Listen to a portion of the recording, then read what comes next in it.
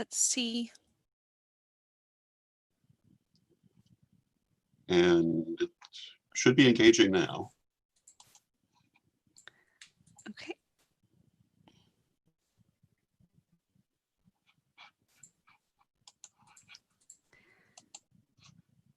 I am, oh, no, I don't want to watch your horror thing, unfortunately. Not my thing.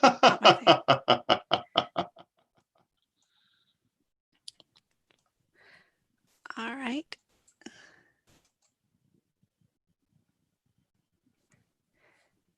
And we are live on Facebook.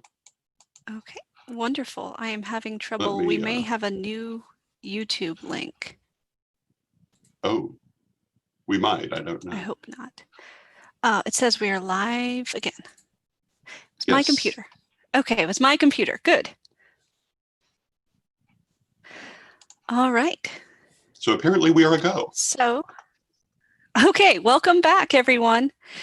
We are going to enjoy some unscripted live chat with Lord Don, Lord Silas, and whomever else of the presenters happens to pop in. So let me, there.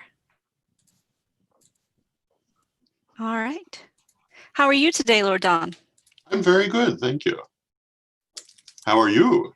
I am doing wonderfully. I'm very happy to be hosting this event. Very good. So far, it's been quite enjoyable.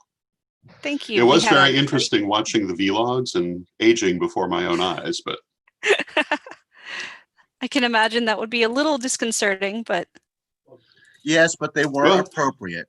Yes, they were, and I think that I've aged gracefully. Yes. You know, I always say I think I look very good for a 70-year-old man. What you'll look at when you're 70. Will look like when I hit 70 is another question. But if I were 70, I would look very good right now. I did have a moment there. I'm like, wait, I don't think he's 70. No. That's why it's funny. Yes. Jokes are all about the punchline. It's interesting what makes people look different, because you know, if the beard were not white, I would not look as old as I do. But it is. So what are you going to do? I tried dyeing it at one time. It's not a fun thing. Dyeing a beard is harder than dyeing hair, I assume, because I know lots of people dye their hair, but beard seems to resist it a lot more. Yeah, and the hair grows so much quicker, so it's harder to keep it. Like I did do a little mustache and goatee thing for a little while, and I colored it because I mean I had some gray, and I'm not ready for gray yet. So I colored it. The funny thing is, one of my good friends, after I had shaved it off, she says to me, "Oh, thank God, DJ. I thought that you looked so much like Fidel Castro." I was like, oh, because I dyed it black. Oh. So I mean, she said I looked like Fidel Castro, and ironically enough, my partner, one of his last names is Castro. Oh yeah. There you go. So foreshadowing, maybe. Maybe. I've decided to not try and cover the wisdom streaks coming in my hair. Very good. You know, gray hair can be very beautiful on anyone, and I know that some people have resisted it with all their might, but I don't know that that's really the best thing to do. I think that I think for anyone it can be a very elegant, very distinguished thing. I especially like mine came in mostly silver and not just light gray wire. I had no idea. Well, it's helpful when it does that, yes. Yeah. And it's interesting to see how different people's hair grays, because I have seen some that I would dye in a second because it was kind of a dirty yellow color. And others that the most beautiful, I think, is Snow White, when people get that. And silver is beautiful, but there's so many different ways that it can go, like everything else in life. And see, I have my parents' hair a lot, which is part of the reason why my head's shaved.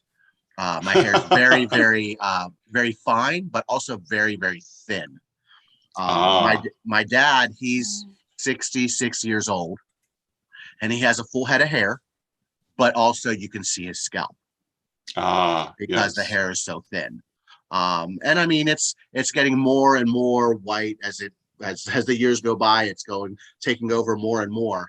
But I mean, and he'll probably always have a full head of hair, but I mean, you'll still be able to see his scalp, which is part of the reason why I shave mine too, because I think it looks better. Well, if they're going to see your scalp, you might as well give them an unobstructed view. Exactly.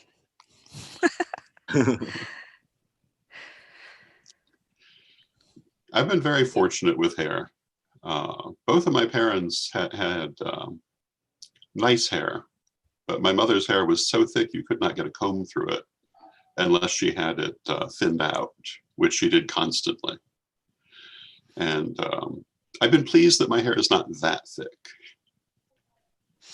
My hair was very, very thick, but I didn't like it when a stylist would attempt to thin it out. Mm. It's thin some on its own. My body decided to attack the follicles, so it will do that. But at this point, I cut it just the other day because it's much less stress on the hair. Yeah, that's very true. But I remember a lady growing up who I thought, I didn't know how old she was when I was younger, and she wasn't very old, but she had a full head of silvery salt and pepper hair that framed her face perfectly, and she was just the picture of elegance to me. Yes, absolutely. My grandmother Emma, who was my father's mother, had snow white hair by the time she was 20 years old. I don't know how she felt about that, but it was very, very beautiful. Whereas my grandmother Mabel had jet black hair pretty much until she died, with just a few little gray hairs showing up in her late 60s. So it was a very, very interesting comparison. Mm-hmm. One of my previous partners, his best friend at age 20 had a receding hairline that was all the way back. Very, very low. Some people get that very young. Yep. And I'm so happy I wasn't one of them. Although I'm sure it's great if you like it. But I obviously like having hair because I've got so much of it. I definitely enjoy long hair, and my husband has long hair, and I am very glad he keeps it long. Some people, it works. Yeah, and and anytime people have thought I had cut my hair on the vlog, I would get letters complaining. And it basically has been made very clear I must keep my hair long for the remainder of my life. Although it's largely a spiritual practice anyway, so I would regardless. But I do get it trimmed sometimes because it becomes unhealthy if you don't trim it.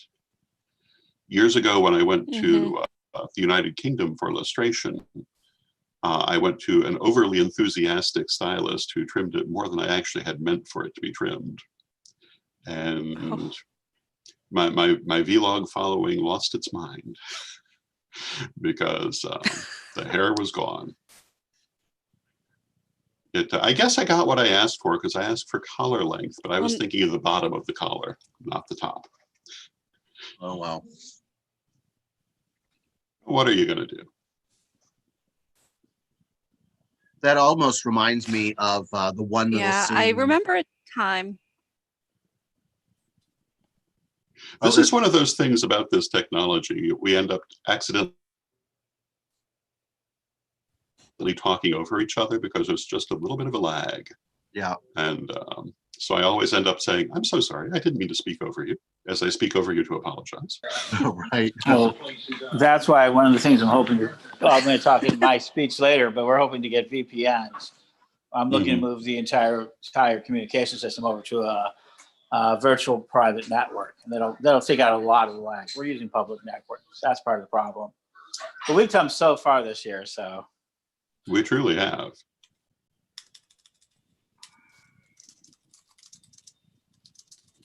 It's been quite an exciting year on the technological front, particularly.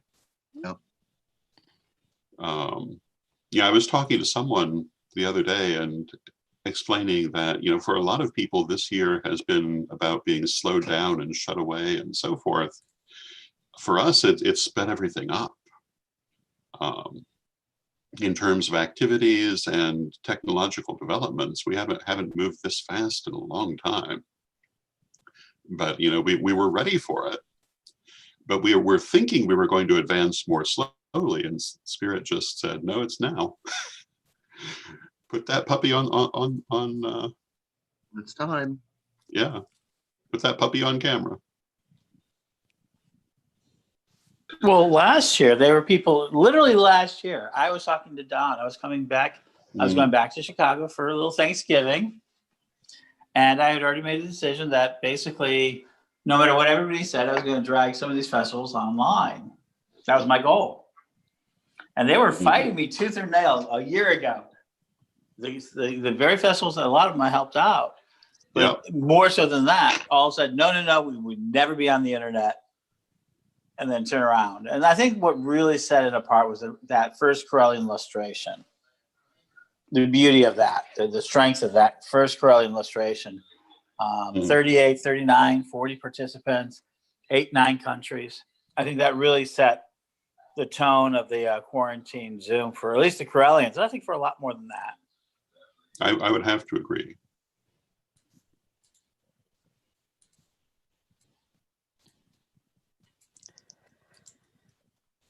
But even within the tradition, which is so, and I'll talk about Corellian tech, so oriented towards technology and everything else, we had pushback about doing a Zoom illustration.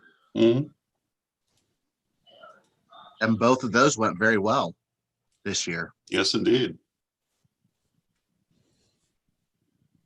They did. It was wonderful to see.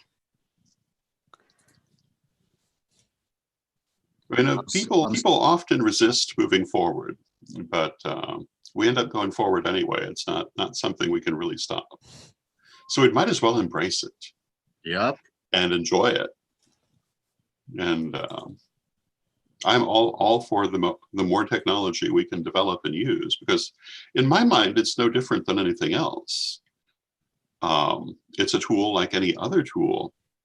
And we're using it to further our spiritual growth, as we have used every other tool we've come across. How we would not use technology, I can't imagine.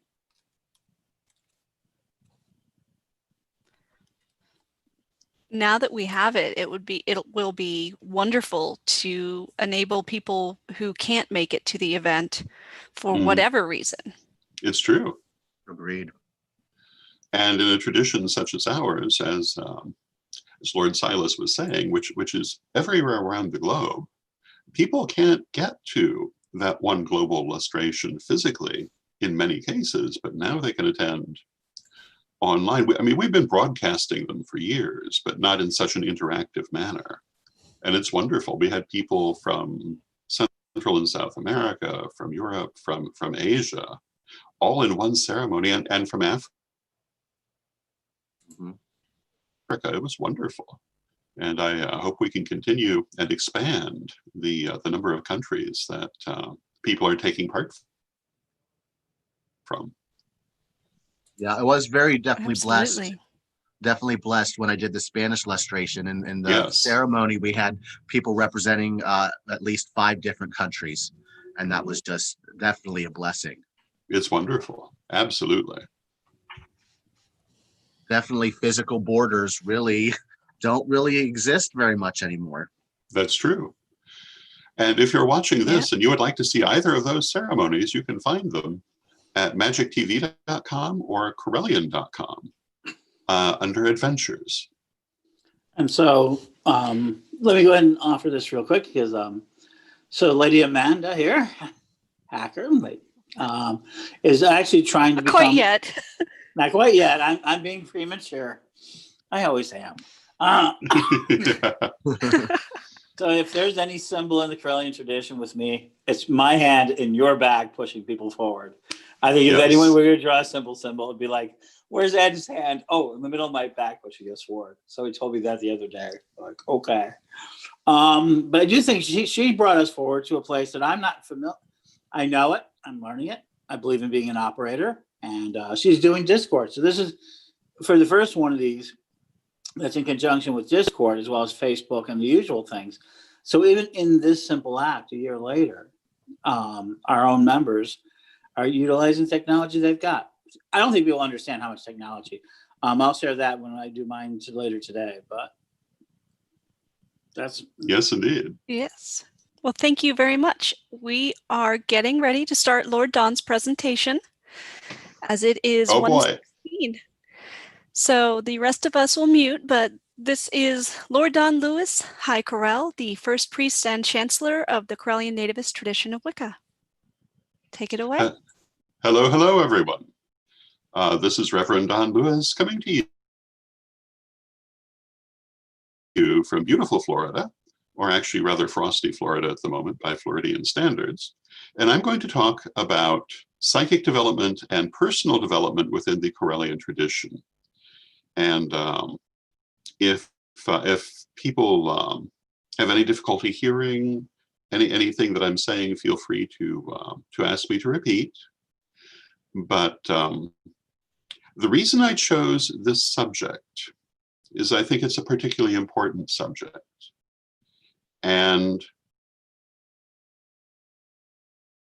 I actually am of the point of view that the whole point of living in this physical world is about development, personal development, wherever we are in the incarnational process. It's all about growth and all about development.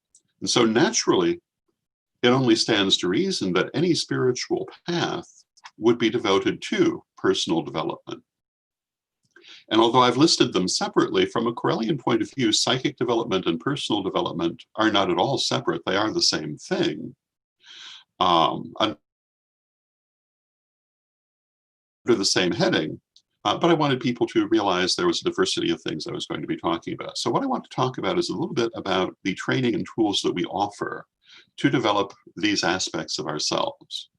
And in our Corellian degree system, from the very first lesson, we focus on both psychic and other forms of personal development. We feel it's part and parcel of the whole journey. In all of our degree work, there are psychic exercises to develop psychic, to develop the psychic muscles, for want of a better way to put it, and to learn how to use these more effectively, because these are the underpinning of magic. Whether a system of magic discusses the psychic arts and how energy is directed and manipulated or not, it's still what they're doing. And learning how to do this is vitally important if you're going to work with magic and manifestation. And so we started really from the very beginning, even in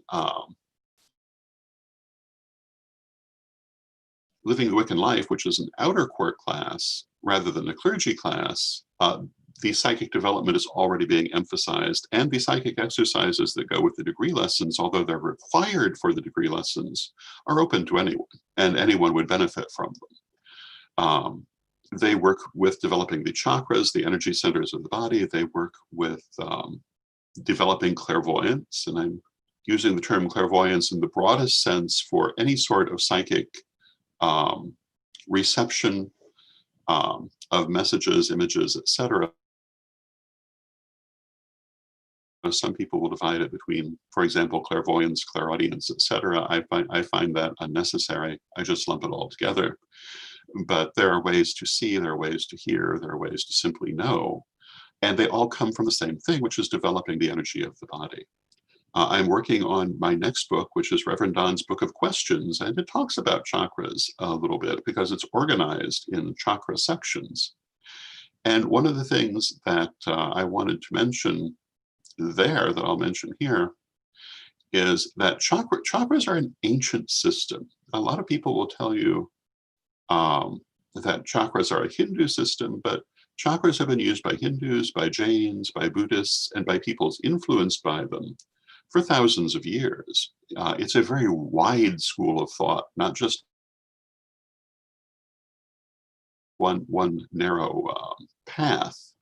And also people such as the ancient Celts and the Chinese, for example, had similar systems that are slightly different, but related to chakras. The Greco-Romans had teachings about chakras that they got through their contact with India. I believe Plato talks extensively about the chakras in one of his works. Although in a Western context, they're often called plexi or singular plexus, such as the solar plexus. So chakras are very important, and we work with them a lot because it's there that you develop the individual strength for the skills that you want to use when you're working with magic. And a person who looks at the exercises not understanding that might wonder why it's so chakra heavy in the beginning, but this is why. Each of the chakras is the root of particular skills, and developing them is very important. Also, working with them in the way that we teach helps to develop visualization, helps to develop focus, helps to develop also the ability to move quickly with psychic workings, because when you do it every day, when you do it in increasingly complex ways, you learn how to do it quickly. And when I started working with the psychic exercises, and the psychic exercises in the degree system are the same ones that I was taught back in the 1970s. There's been some development, of course, but the basis is what I was taught with. And when I started going through just that basic string of exercises in the first degree, it took me about half an hour to do. And after doing it for a while, you come to the point it's almost instantaneous. It takes you a few seconds to run through it. Developing that level of control, I think, is very important for working with magic in general. And when you have developed it through exercises such as this, then you take it out into the real world to focus it on specific workings. I think you find everything works much faster and better. It's kind of like working as a psychic. A lot of people will try to say that some people will try to say that it's much better to, if you're going to do psychic work, to do it in your own home where you control all of the variables and there's nothing to distract you and so forth. And it's certainly easier to do it that way. But, I learned psychic reading working in shopping malls, doing 10-minute readings with people screaming all around you. And I have to tell you, because of that, I can read in almost any situation. And I think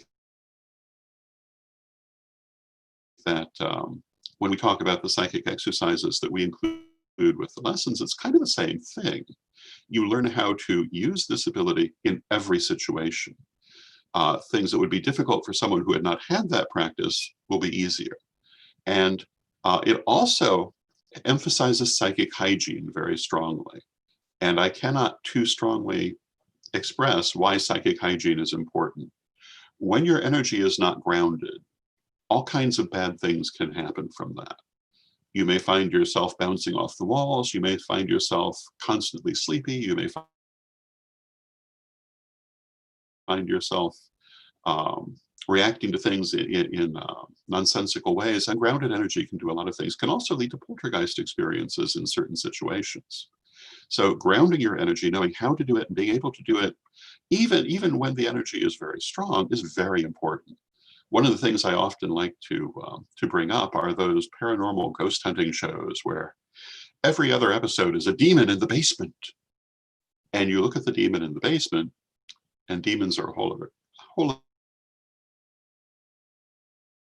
other concept that we should not get into here, but we'll just talk about the show.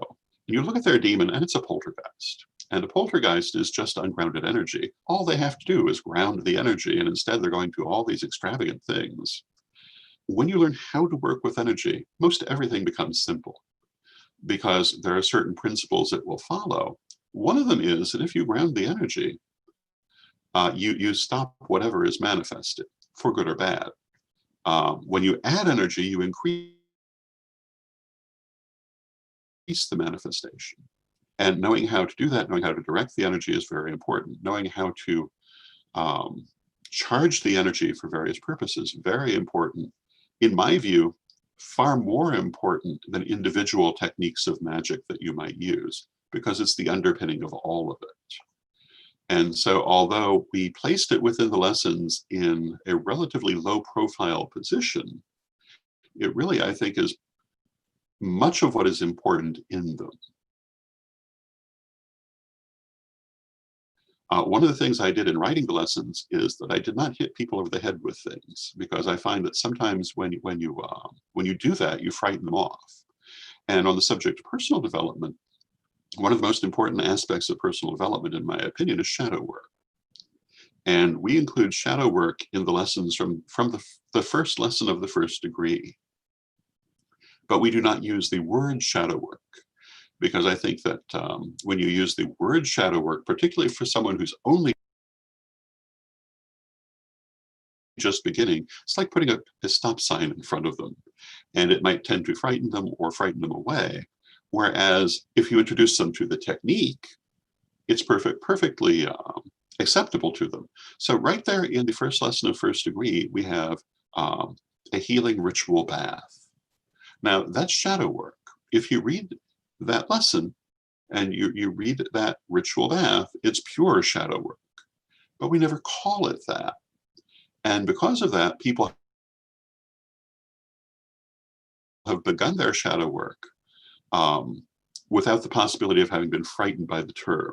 I think it's very important always to consider your audience and what they're going to understand in terms of the words you're using. Years ago, I had a friend who was invited to her first pagan ritual, and it was Samhain. And I was not there. I don't know what they did in the ritual, but whatever it was, they did not explain it. It was very skull and crossbonesy-ish. And totally put this person off to the point that as she was leaving the ritual, she said to her hosts that if they continued to be interested in paganism, she wanted nothing to do with them anymore. Well, as it happens, within a few years, she was a high priestess, but that's a long story. But that initial contact almost chased her away because they did not explain what they were doing. And they presented in ways that were not familiar to their audience. So in putting together the degree lessons, I tried very hard not to do that, to present things in simple, friendly ways that I certainly could have used jargon to make more oogie boogie, for want of a better way to put it. When you know what you're talking about, the term shadow work is not frightening, but if you don't, it can be. The idea of working on yourself, of clearing blockages, which is basically what shadow work comes down to, if you don't understand those terms, they can be off-putting. So we tried to present them in ways that avoided that, and then having introduced the concepts, then you introduce the words. I think that's a much better way of going about things. Shadow work has to do, again, with eliminating blockages in your energy. It's one of many different ways to describe that process. There are many different ways to do it. We try to touch on all of them to the extent that we can, because different techniques will work better for different people. But working to eliminate the ways in which you have blocked your energy is very, very important, I think, in personal development, and should be part of any spiritual path, because most people do have a lot of blockages in their energy. Blockages come usually from traumatic events and how we react to them, how we attach to them. And some people have more of their energy blocked than they have accessible. And as you work to unravel those blockages, to release those karmic attachments, if you prefer, to reclaim blocked, or to reclaim lost soul energy, if you like that term, they're all the same thing. it's reuniting with your own energy that has been alienated within you. And as you do that, it opens so much more of yourself, so much more of the world to you. It's a wonderful, incredible thing. But if you do not explain that in simple, friendly terms, it seems like something much more difficult and perhaps frightening than it truly is. It's a process like any other process. And I think one of the things I've always tried to do in working with personal development during my years as first priest of the Correllian tradition and in writing the standardized materials, I've tried always to present it in a low maintenance sort of way, an undramatic sort of way, because you can make it very dramatic, you can make it very complex, but I don't really see much point in that. I think that only obscures true understanding of it. I do know that some people benefit from that sort of thing, and more power to them, but I think it also can cause more harm than good. So I always try to choose the simplest and friendliest ways to present things.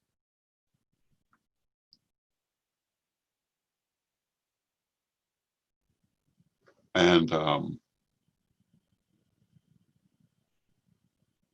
I have no idea what that was. Oh, there we go. Okay. I beg your pardon for that interruption. As I say, I've always tried to choose the friendliest ways to present things. And again, karmic disentanglement, or if you prefer working through your blockages, or if you prefer reclaiming lost soul energy,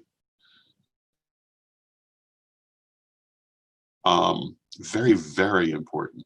When you come to the point that you learn how to interact with people at a soul level, you will often see vast amounts of energy locked away behind these blockages. And of course, the other part of personal development is it's not only a matter of clearing out the blockages you don't want, but of developing the things you do want. And again, right there from the start of first degree, we work with that as well. And to a certain extent, I would say that when you're on a spiritual path, you're remaking yourself. And what you ideally will do is keep the parts you like and heal the parts that are holding you back in some way, and develop parts that perhaps you do not have when you start, but which you desire to have. And I think any spiritual path should give you the tools to do this, but in the Correllian spiritual path, we definitely try very hard to give you the tools to do this. Now, does that mean that everyone does it? No. We say right in the lessons, you're going to get out of it what you put into it. And if you work on your personal development, this will take you very far. If you don't, for whatever reason, well, you'll have the tools to do it when you're ready. And I find that some people have the interest before they have the readiness, and that's okay. You still get the tools for when you are ready. And one of the things that happens is as you progress, if you're actually doing the work, it will pull you forward of its own. It will help you with what you need because your higher self will be pulling for it. But some people just aren't ready. And one of the things that's very interesting is to see the effect of initiations on people. And what initiations do, in part, at least within the Correllian tradition, is they put you where you're supposed to be. And if you're not already there, they will move you. And sometimes this seems like the person's life just explodes after they have the initiation. But the reality is that they've basically entered into a contract saying, I want to be in X position, and Spirit moves them to it. And as in every other thing spiritual, the key is not to fight against those changes, and they will not be difficult. But when you fight against them, they become difficult. And I think that really is the key to life in general, to work with it rather than to fight against it.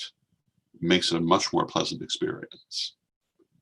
And I see that we are at 1:30, so I'm going to say that if anyone has questions, please feel free to ask them. I will continue talking. But if there are particular things that you would like to touch on. We have some comments on how your insight on shadow work has helped people. Oh, wonderful.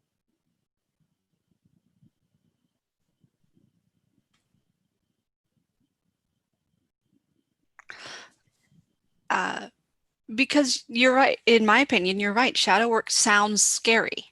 Yes. But it really should not be, but it sounds that way. You know, so many things are like that. And if you present things in a way that are not frightening, people accept them so much better.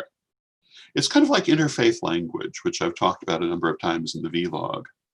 Interfaith language is the idea that you use terms that people are familiar with until you have a chance to introduce other terms. And if you're using terms they recognize, they can understand you readily. Whereas if you insist on using terms that are unique to your own background, which they are not familiar with, you often will put up a wall that does not need to be there. So it's a matter of knowing your audience, of meeting people where you find them. And I think this is true also with things like shadow work. If they are not, if they don't have the extensive background, you don't want to present it in a way that is off-putting. You want it to be a positive, friendly thing. And you know, there are people out there who will insist that, oh no, it's really an oogie boogie scary thing, but not if you do it right. Now, certainly if you're doing shadow work, it can take you into deep water, but it should not be starting in deep water. It should start with simple things that lead you forward to where that deep water may not feel so deep at all. And I think incrementalism is one of the keys to my way of looking at teaching, that you start simple and you build. And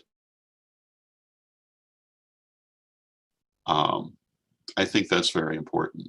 And you know, it's interesting, when I first started writing the degree lessons that we have today, I did not realize certain things. And Edward said to me, you know, the people who are reading this may not know the words that you're using.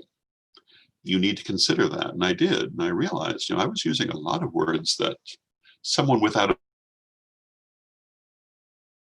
a background in paganism would not have known.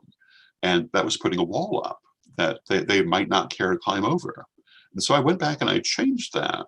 And I tried to use more accessible words and slowly build in the more specialized terminology that I was accustomed to. But, you know, when I started writing the first degree lessons, I had been I had been at the level of high priesthood for not quite 20 years. And I had to stop and think about what I did not know when I started. And I think that's something that people sometimes forget, that when you're talking to someone who is only just beginning, you can't speak to them as if they've been there for 20 years and think they're going to understand. You have to consider where they are. And I think that is only, really only polite and only practical. You know, one of our, I was speaking the other day on the Correllian 9 virtues for Elder Talk Radio. And one of those is practicality. And I've always tried to bring practicality to the things that I'm doing. I've learned to do it more over time. But you know, if you're not doing it in the way that's going to work, why are you doing it? And with, for example, the degree lessons, again, the point of the degree lessons is to be able to communicate with the student. So you want to avoid anything that would block that communication. I think a lot of times people in the pagan world forget that. And in particular, they forget what it was like to be just starting out themselves. And I think I think that that's partly natural, but it's certainly not helpful. And when you're dealing with people who are just beginning, you must remember that they are in fact just beginning. And this is why when we talk about shadow work and we start that shadow work right there at the start, we don't use the term immediately. In fact, I'm not sure that we use the term anywhere in the first degree lessons. I think it might not even be used until second degree, but first degree is full of shadow work. But just because you're not using the term doesn't mean it isn't what it is. And there are a lot of times that terminology just gets in the way. And there are a lot of times I think that people try to use terminology as a substitute for actual understanding. I was talking about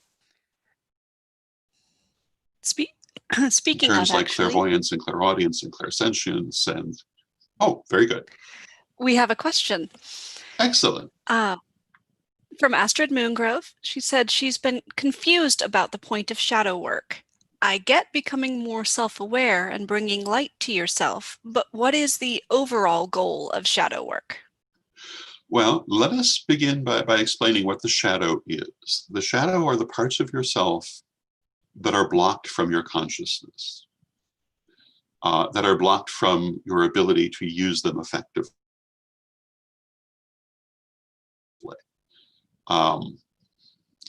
Trauma is usually the thing that has caused things to be blocked. Sometimes expectation is part of it.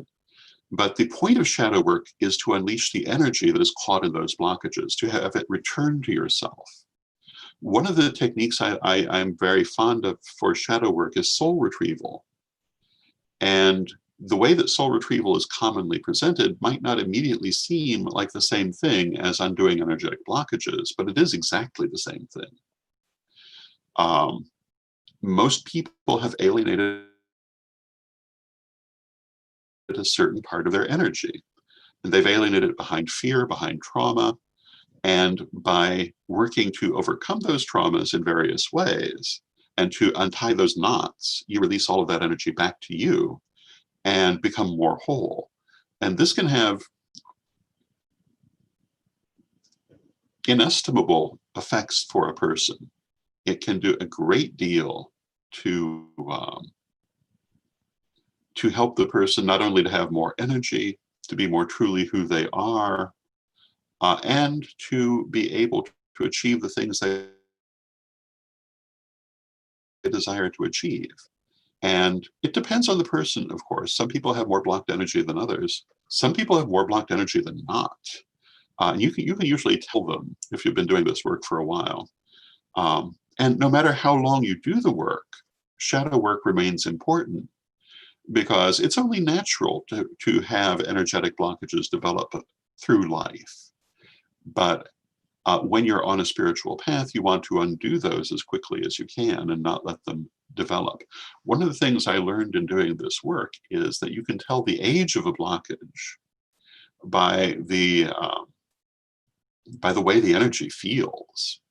It becomes progressively more solid feeling with time. And I found that very, very interesting in doing this work, both for myself and for others, that you could tell what was new and you could tell what was old. And sometimes blockages have been with a person for many lifetimes and will be much harder to undo, much harder to free that energy. But it's important to work with it and to get that energy freed. This can also release limiting behaviors, limiting belief systems, unreasonable fears. When people have a phobia, it's an example of an energetic blockage. There is a trauma there that has caught part of their energy.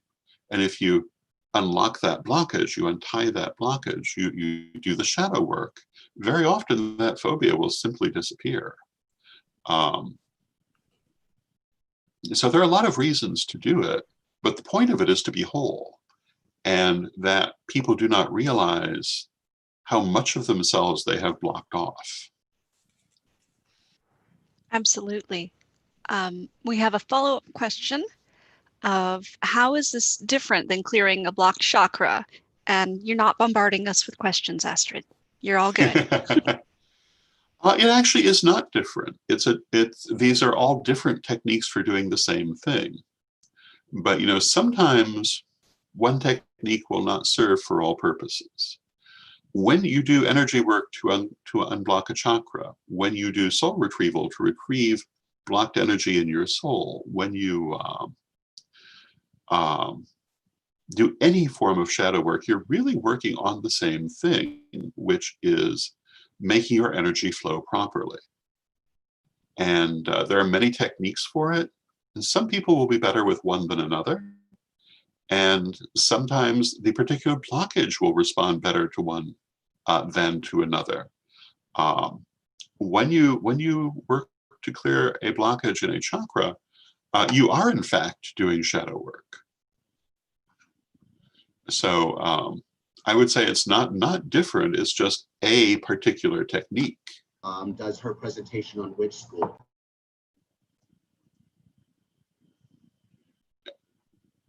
And so do we have another question? She says it's great to have more tools in your arsenal. Exactly. I have to say I was thinking about what you said on forgetting where we were when we started.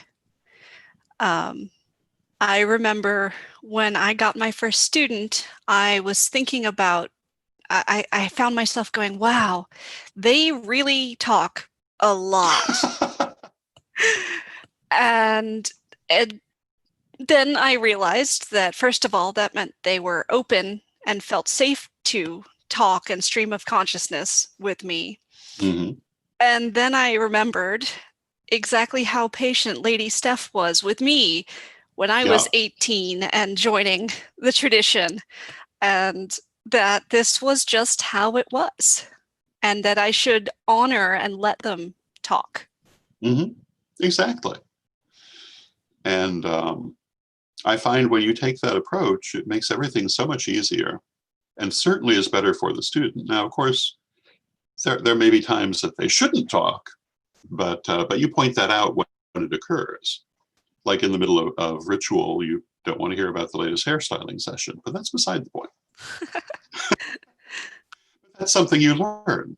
And if it's the person's first ritual, they may not know that you want to stay focused on more spiritual things unless there is a point in the ritual where people are just talking. And that varies by ritual. But a person who's attending their very first ritual knows nothing about ritual etiquette, and we can't expect them to. And if it's a public ritual, it's often good to explain expectation before you begin, but it's also good to be just more laid back about it, understanding that people may be having their very first experience, and you want it to be a good one if possible. Absolutely. Many of my rituals have been public, and some people who have been doing rituals in one tradition for 30, 40 years, and other people that have wandered into Athens pagan pride. Yeah. And it's great to feel what each of them brings to the ritual, and if you don't try to force it into a specific shape, Mm-hmm. How wonderful it can be. I totally agree, because each person does bring their particular background, whatever it may be, and you never know what you're going to learn. You never know what new experience you'll have when you're allowing for new experiences. Mm-hmm. We have a question on, is there a handbook, a guide to ritual etiquette? We should probably put it on the list. I'm sure there are some out there. For the Corellian tradition, Ritual in Theory and Practice would be the book that I would direct people to. It's more about doing ritual, but it also talks about that aspect too, I believe. But a simple handbook probably would be a good idea.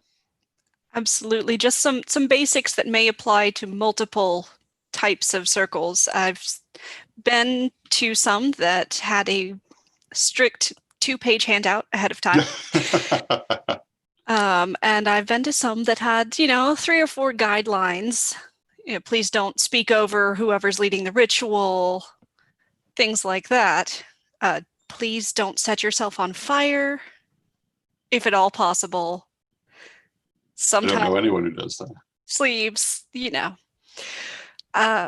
but in all honesty, a lot of it just, I think there should be, as you said. And a lot of it is common sense, but not all of it. Like that, not breaking the circle without asking and being cut out. That's something that you wouldn't know if you didn't know. Absolutely. And how important it is depends on what kind of public ritual we're talking about, but it can be very important.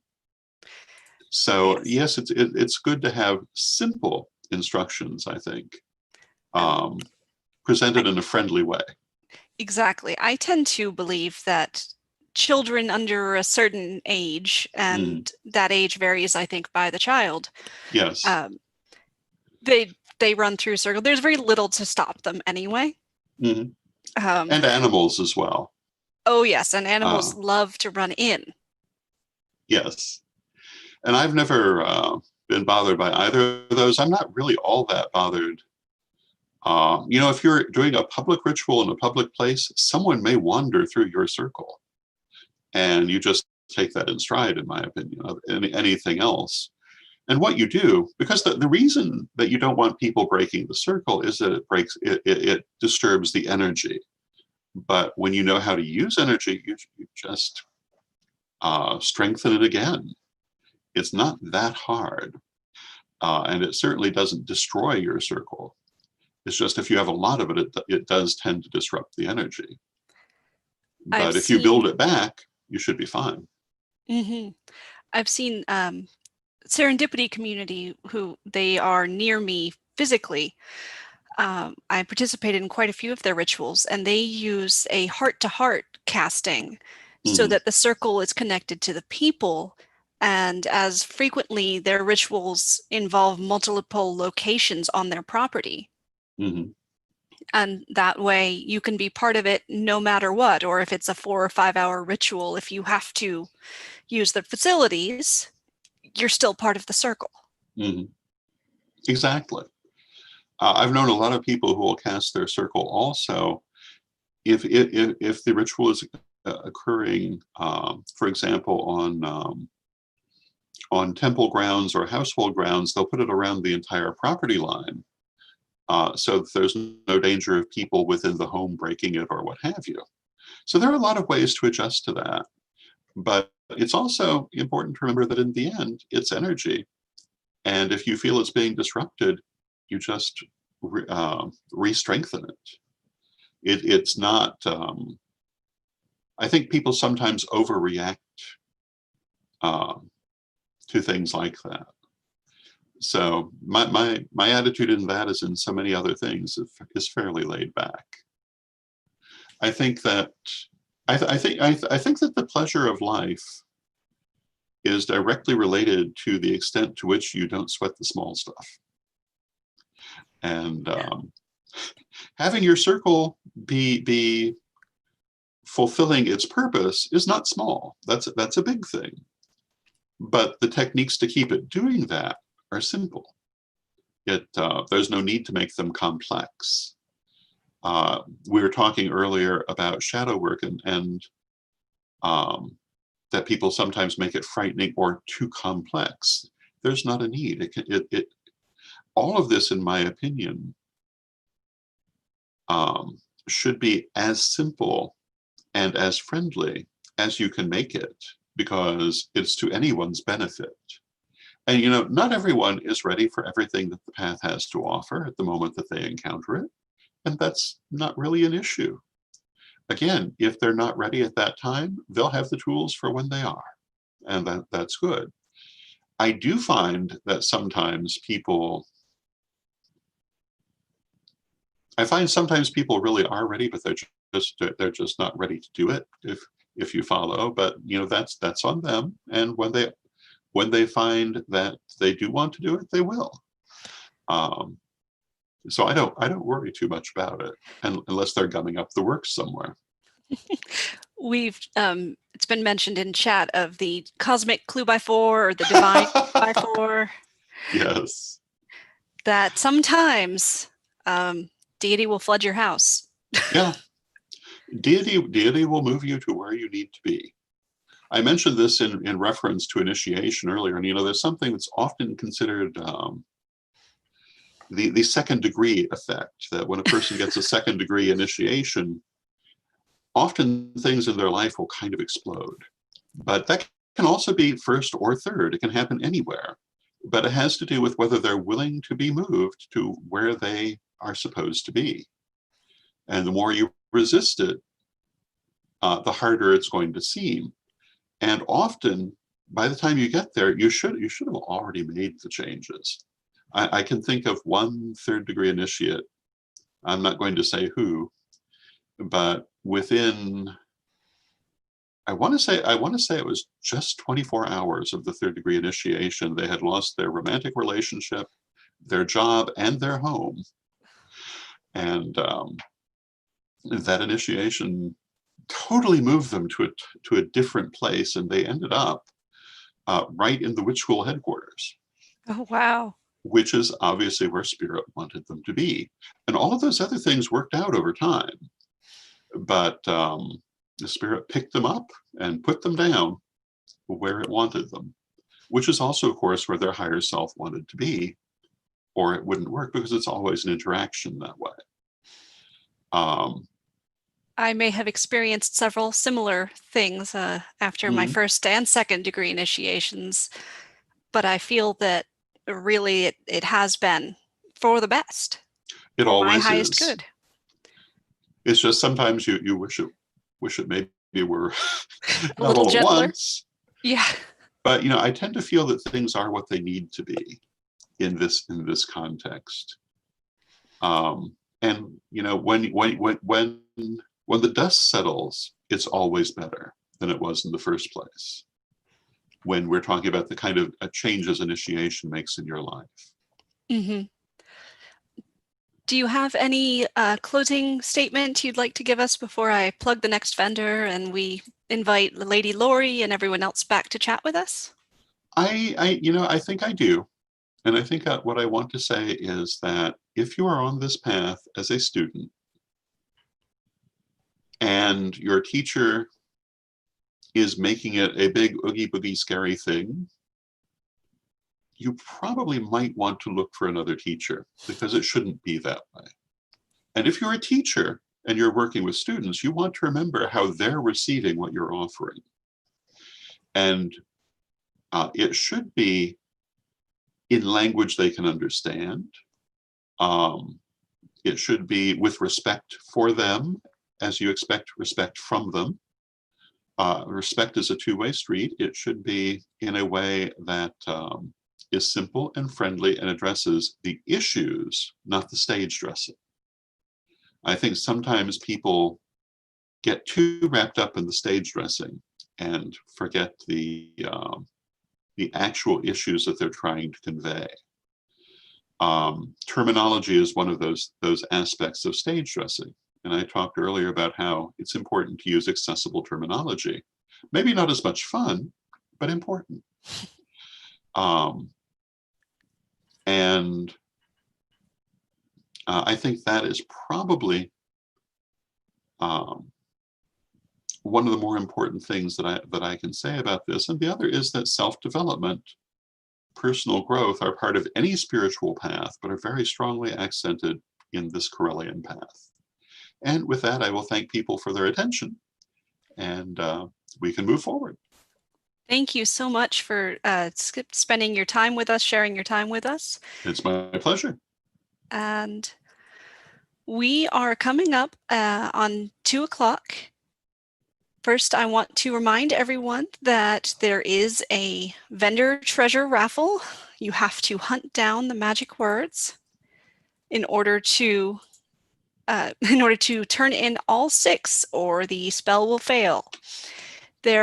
At this moment, we have around $150 to $200 worth of prizes available for you.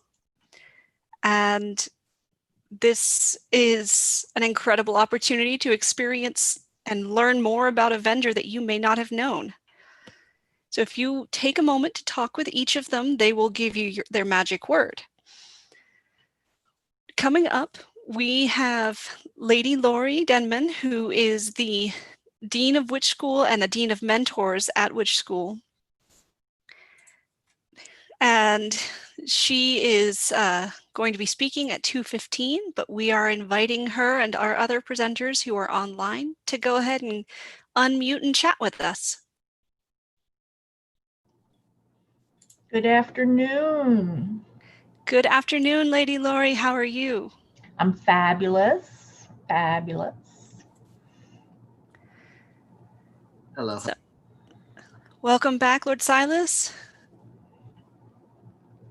And Lord Ed may or may not be on at the moment. He's handling so much of our tech that I understand he'll be bouncing. Actually, it's really simple, easy. This is so simple. No, I'm actually trying to fix a counter for the moment while I'm listening. I mean, it's been an amazing thing to listen to. I try to avoid. I try to listen more than I talk, because I think because I can chat a lot, but I really prefer to listen to what other people have to say. So there we go. Welcome. So I know I shared some of my realization about how much I've grown since I was a baby witch. Does anyone else have funny stories or that they'd like to share on the subject? Oh, yes. So let's start talking about the second degree. This is where my entire life reset occurred. Like I started working on my second degree, and probably about 6 months into my studies, then Spirit, I guess, decided to say, hey, guess what? You're not where you need to be. So you're going to lose your job. You're going to lose your house. And you're going to lose your car. So I did. I mean, everything went bye-bye. But at that point, I really wasn't, it really opened me up to really grow more.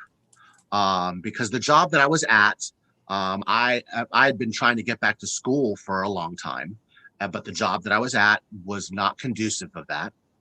I mean, I was a manager at a Subway, and that just was not flexible.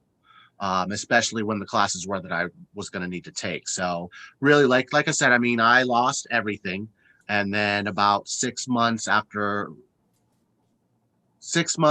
I was starting to get everything back, I got a job that was more flexible and got another car and was living with somebody else. And then I got myself back into school, and I mean, that was a long 6-year journey in school, but really, like, my second degree took me 6 years to complete. But my entire life just completely changed. And really what I do now, I don't think I would have ever had the time or the energy or really even the drive to do what I do now, to be honest. I can definitely understand that. I have an 8-year-old that who was conceived shortly after my second degree initiation, and boy, is that a life changer. Yeah. Your life is no longer your own at that point. Oh, yes. It's wonderful. My degree experience was I started down the clergy path to work with and for the solitary community. I started as a Carillion, no intention of becoming clergy. And then as I learned more about the Jacksonville pagan community and found out that 80% of pagans are solitaries, I started worrying about them. You know, who's going to do their pastoral care? And so I became clergy to serve the larger community. Absolutely did not want a temple any way, shape, or form. I joined another Carillion temple. I helped there. I make a great number 2. Never wanted to be a number 1. Went through first degree that way, second degree that way, third degree. Of course, when you hit third degree, all your friends start asking you, well, when are you going to start a temple? When are you going to start a shrine? And I'm like, never. Hell freeze over first. Nope, not me. Never say never. I know. The ancestors just kept on coming with the 2x4s. And then when the goddess told me to do it, okay, I got to start paying attention now. Because when I had my soul retrieval, which is part of the third degree curriculum, the first image that the goddess showed me was a temple. Here's your sign. Right. And so I gathered up. The temple I had been a member of had been defunct for several years. And so I gathered up friends from there and started Chosen Path Church. And that was 6 years ago, I think. What that has given me is a support network of dear, dear friends that I know no matter what life hits me with, I'm not alone. I have all of these wonderful temple mentors that I love as brothers and sisters, sons and daughters, depending on the age. And it has given me the community that I needed. You know, I provide a space for community for other people, but it has given me the community I needed. When my kids were growing up, I was very active in Girl Scouts and Boy Scouts. I was a leader for both. I had a lot of council volunteer positions that I did as a Girl Scout leader. My kids were in chorus and band as well. So, you know, was a band mom and a chorus mom, and very much in the community. But when they left home, that community kind of went away. Now, I still have friends from Girl Scouts that I stay in touch with and I love to see. But as far as doing stuff together, not so much once the girls are gone. So that's even become more important to me recently because my kids only live 2.5 hours away. I could go see them when I wanted to, but now my daughter has moved to England. So all of those things that older Americans look to their adult children for, I don't know. My son is moving to Texas in the spring. So now it's my community that I created that is there for me now when my family is scattered, when my biological family is scattered, because I have my Carillion family. This goes back to what Silas Mimir was talking about in the Carillion family. It is family. You make lifelong friendships that change the ebbs and flows of your life within the tradition. And I frankly could not imagine, you have all these alternate universes and alternate paths that your life can take even in this universe. I can't imagine my life without the tradition and all the gifts that it has given me by becoming clergy.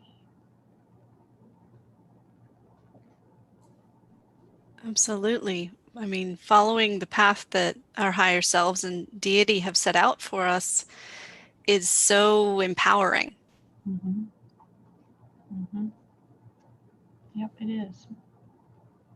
It is.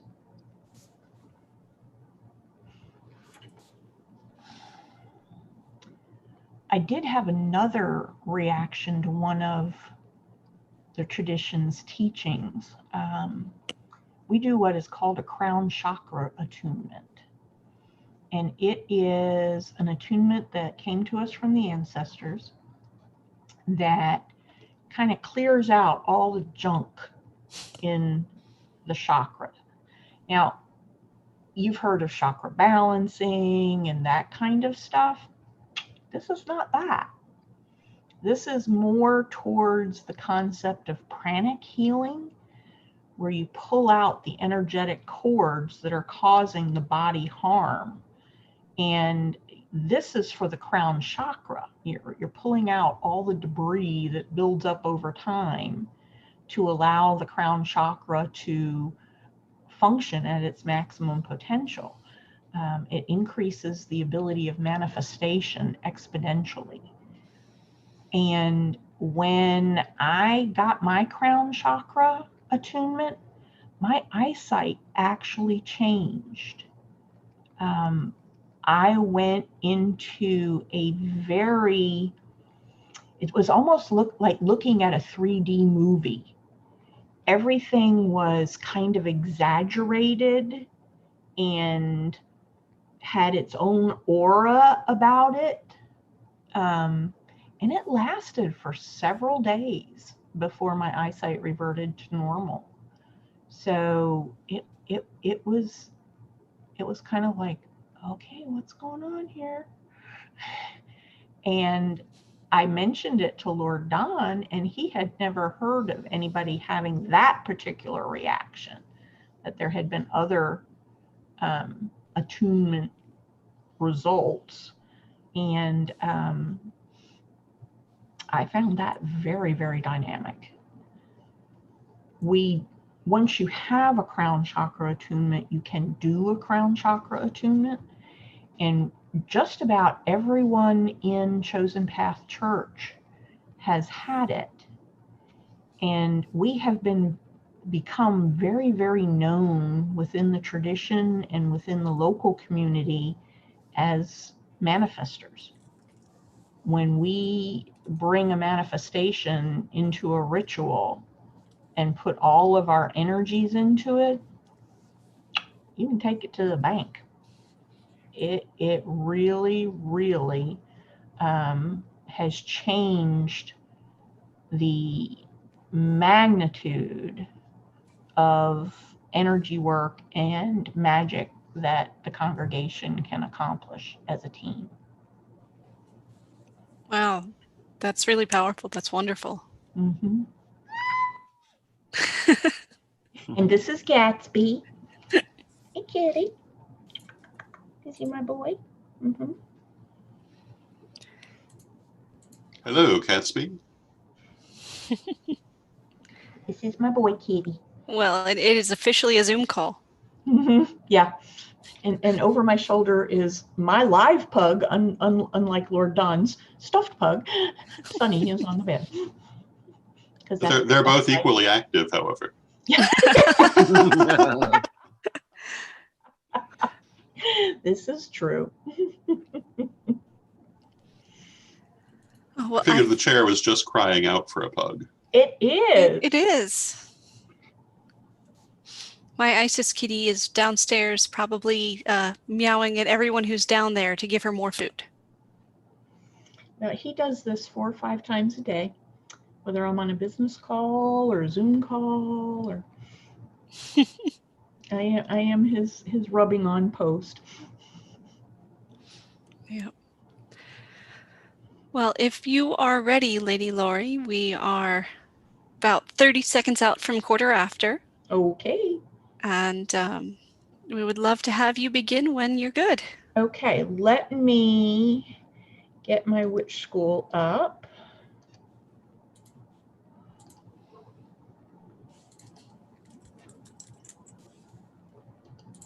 Get to the dashboard.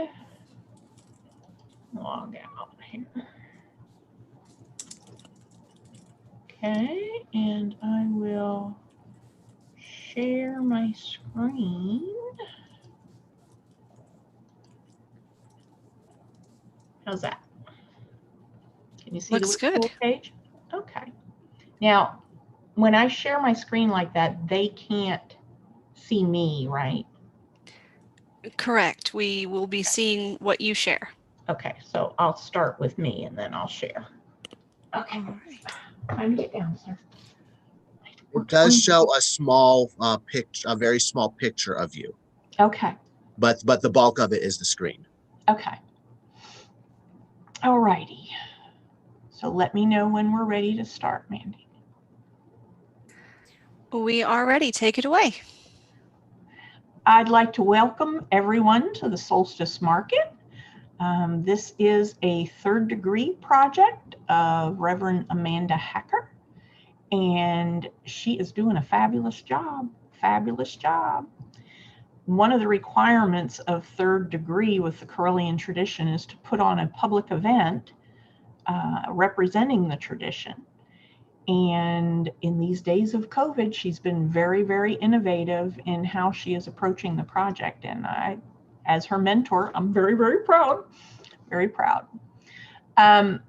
My name again is Reverend Lori Denman, and I am the Dean of Students and the Dean of Mentors at witchschool.com. Witchschool.com was founded in 2001. Our motto is a pagan education for anyone, anytime, anywhere. And we have members in 112 countries around the world. We do this through a website and interaction with mentors. The website, it translates to over 100 languages, and I'll show you how to do that in a moment. It offers several kinds of memberships. The first is a free basic membership where anybody can create an account, and with that they have access to about 35 courses, and it's a sampling of most of the departments within the school. It also includes all the courses required to be able to apply for first degree clergy status with the Correllian Nativist Church. Completing the courses does not make you clergy, but it allows you to apply for clergy standing. This is Gatsby. He's my kitty. If you have a supporting membership, you're allowed to register for additional classes at the same time versus the 5 that the basic membership is allowed to register for. You can register for 8. It also allows you to request a mentor for any course in the catalog. We only provide mentors to first degree students on the free basic account. And it gives you access to over 100 more courses. So it's a very vibrant community. It is a combination of online and offline. And please excuse me while I take my cat off of my desk because he knows he's not supposed to be on my desk. Got too much equipment up here for him to knock off. But my presentation today is basically to show you Witch School. It is something I live and breathe every day. As a temple keeper for a Correllian temple, Chosen Path Church, I require all my temple students to go through Witch School for their education. I can be their mentor, or they can choose a different mentor. But when I was doing my first degree, the high priestess that I studied under did everything on paper. And then she would record the grades in a computer spreadsheet, and then she would throw away the paper. Well, her computer crashed right close to when I was going to finish my degree. And if I had not had copies of everything, if I had handwritten my assignments instead of doing them in Word on a computer, I would have had to repeat the whole program over again with another mentor. So this protects the students should something happen to me, because let's face it, I'm no spring chicken. They are protected, their records are protected. There's a full transcript of what they've accomplished. So now that I've told you what which school is, let me show you which school.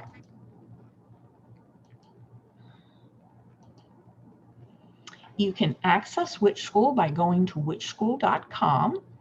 And this is the home page, your anyone, anywhere, anytime online magical education. And the website really is broken up into two sections, the main site and then the student's dashboard. So before you create an account, this is what you're going to see. On the home page, you can see where our account registration is. Oh, we're up to 190 countries, 283,000 plus accounts. It allows you to register, gives you a short explanation of what WIC is. It links you to the degree program so that you can see what is required to get a Carillion clergy degree. Some frequently asked questions, allows you to sign up.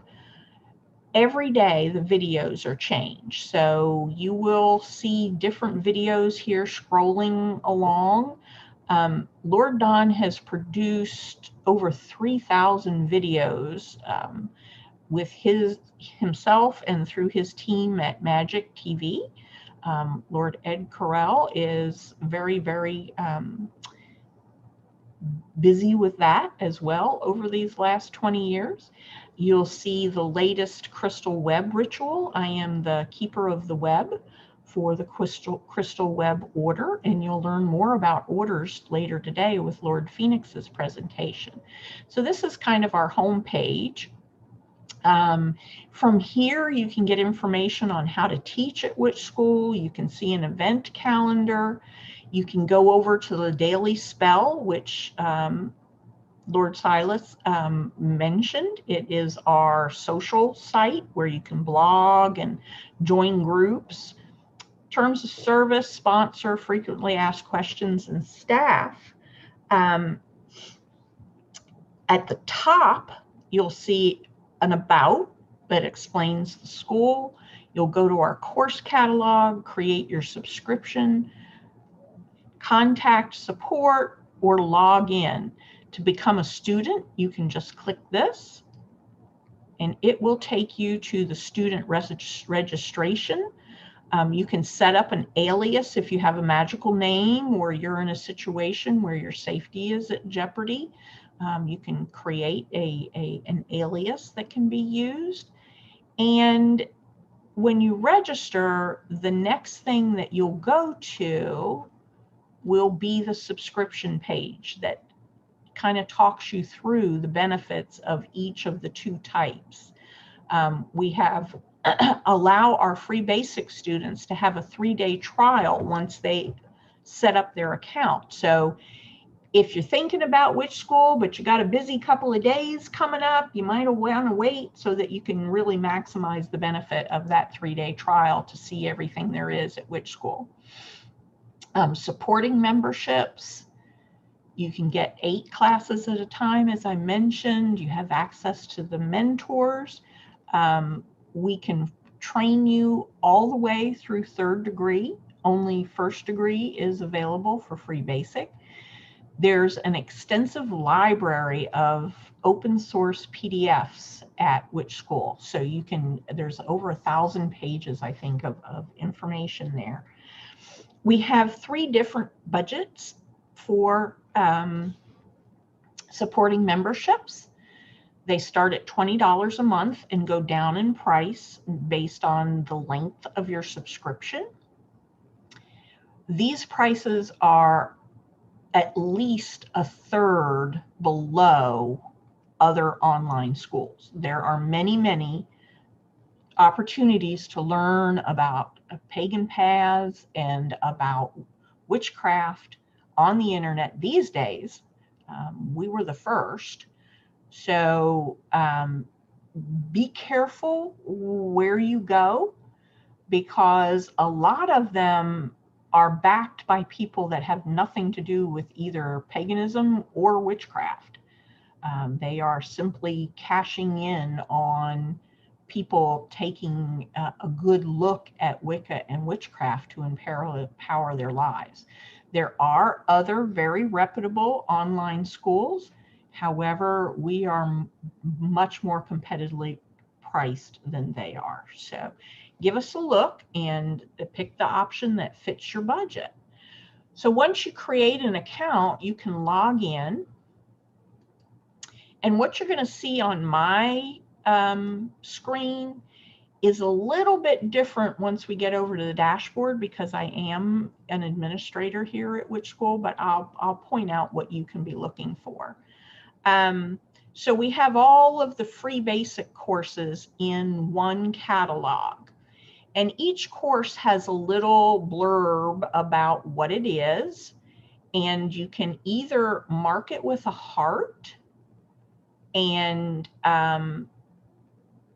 that will save it as a favorite to come back to later when you have room on your transcript, or you can go ahead and register for it now. And again, free basic can register for 5, and supporting memberships can register for 8 courses.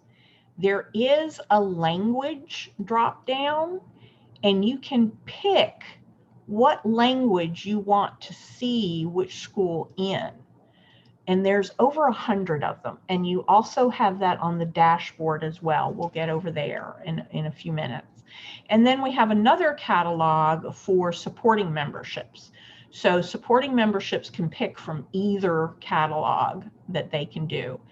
And the courses just go on and on and on for 8 pages. We try to add new content as frequently as possible. We've got several courses in the pipeline that will be coming out very, very soon. So even if you're a longtime student of Witch School, hopefully there's enough there to keep you busy with the new content coming on that you'll be very happy for a long time.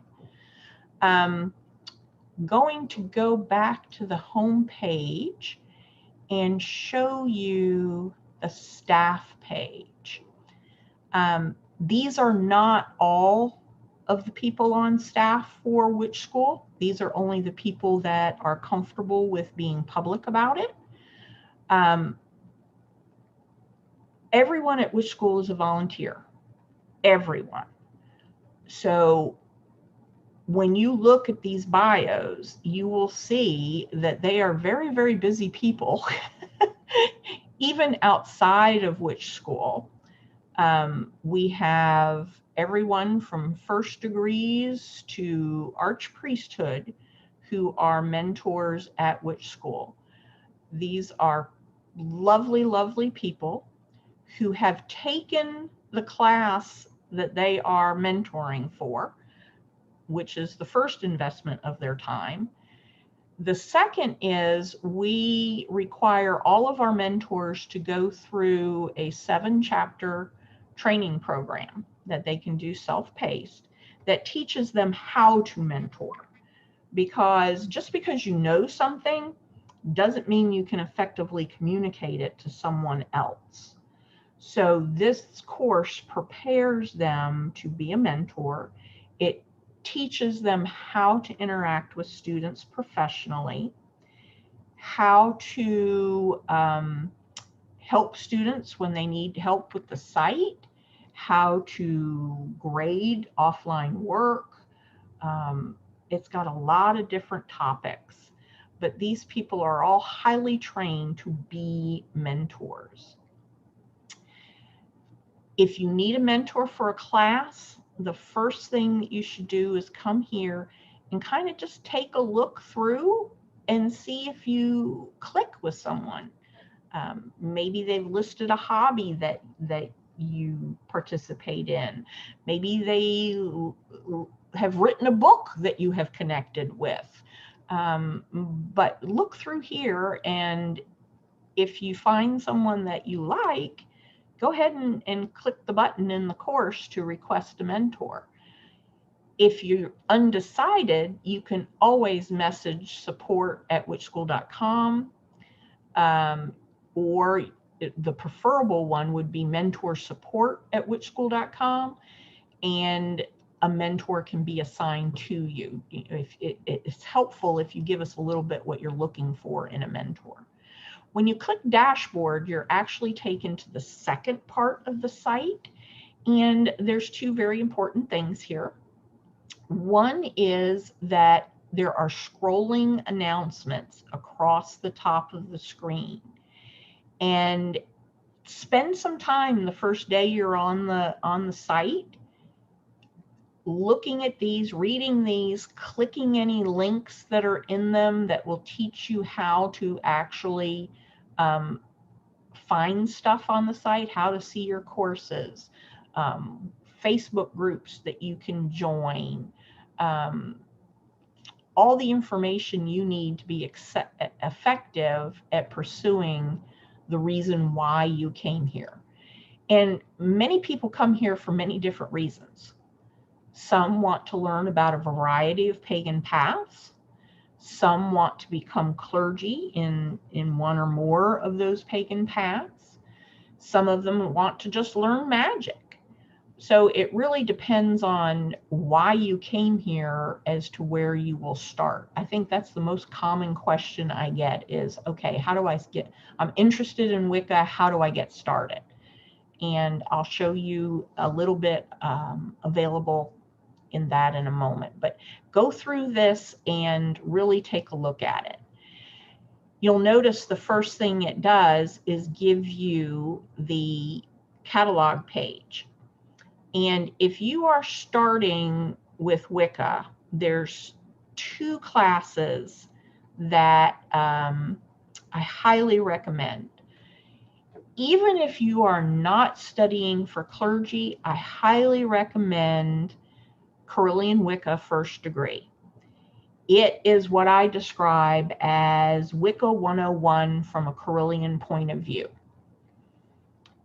If you have been a practitioner for decades and want to be clergy with the Carillion Nativist Church, you still need to take this course. There is no fast pass just because you have experience elsewhere, because Carillions are a little bit unusual in how we look at things and how we define things, and our ancestry work and our psychic ability work that a lot of other traditions don't stress. So to get you on an even vocabulary and base of knowledge and provide the tools that you need to be successful within the Carillion Nativist Church, you still need to take the first degree. The other class that I can highly recommend is Living a Wiccan Life.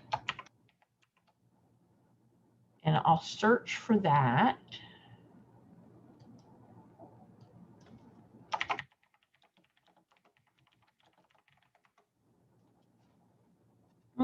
It's not finding it.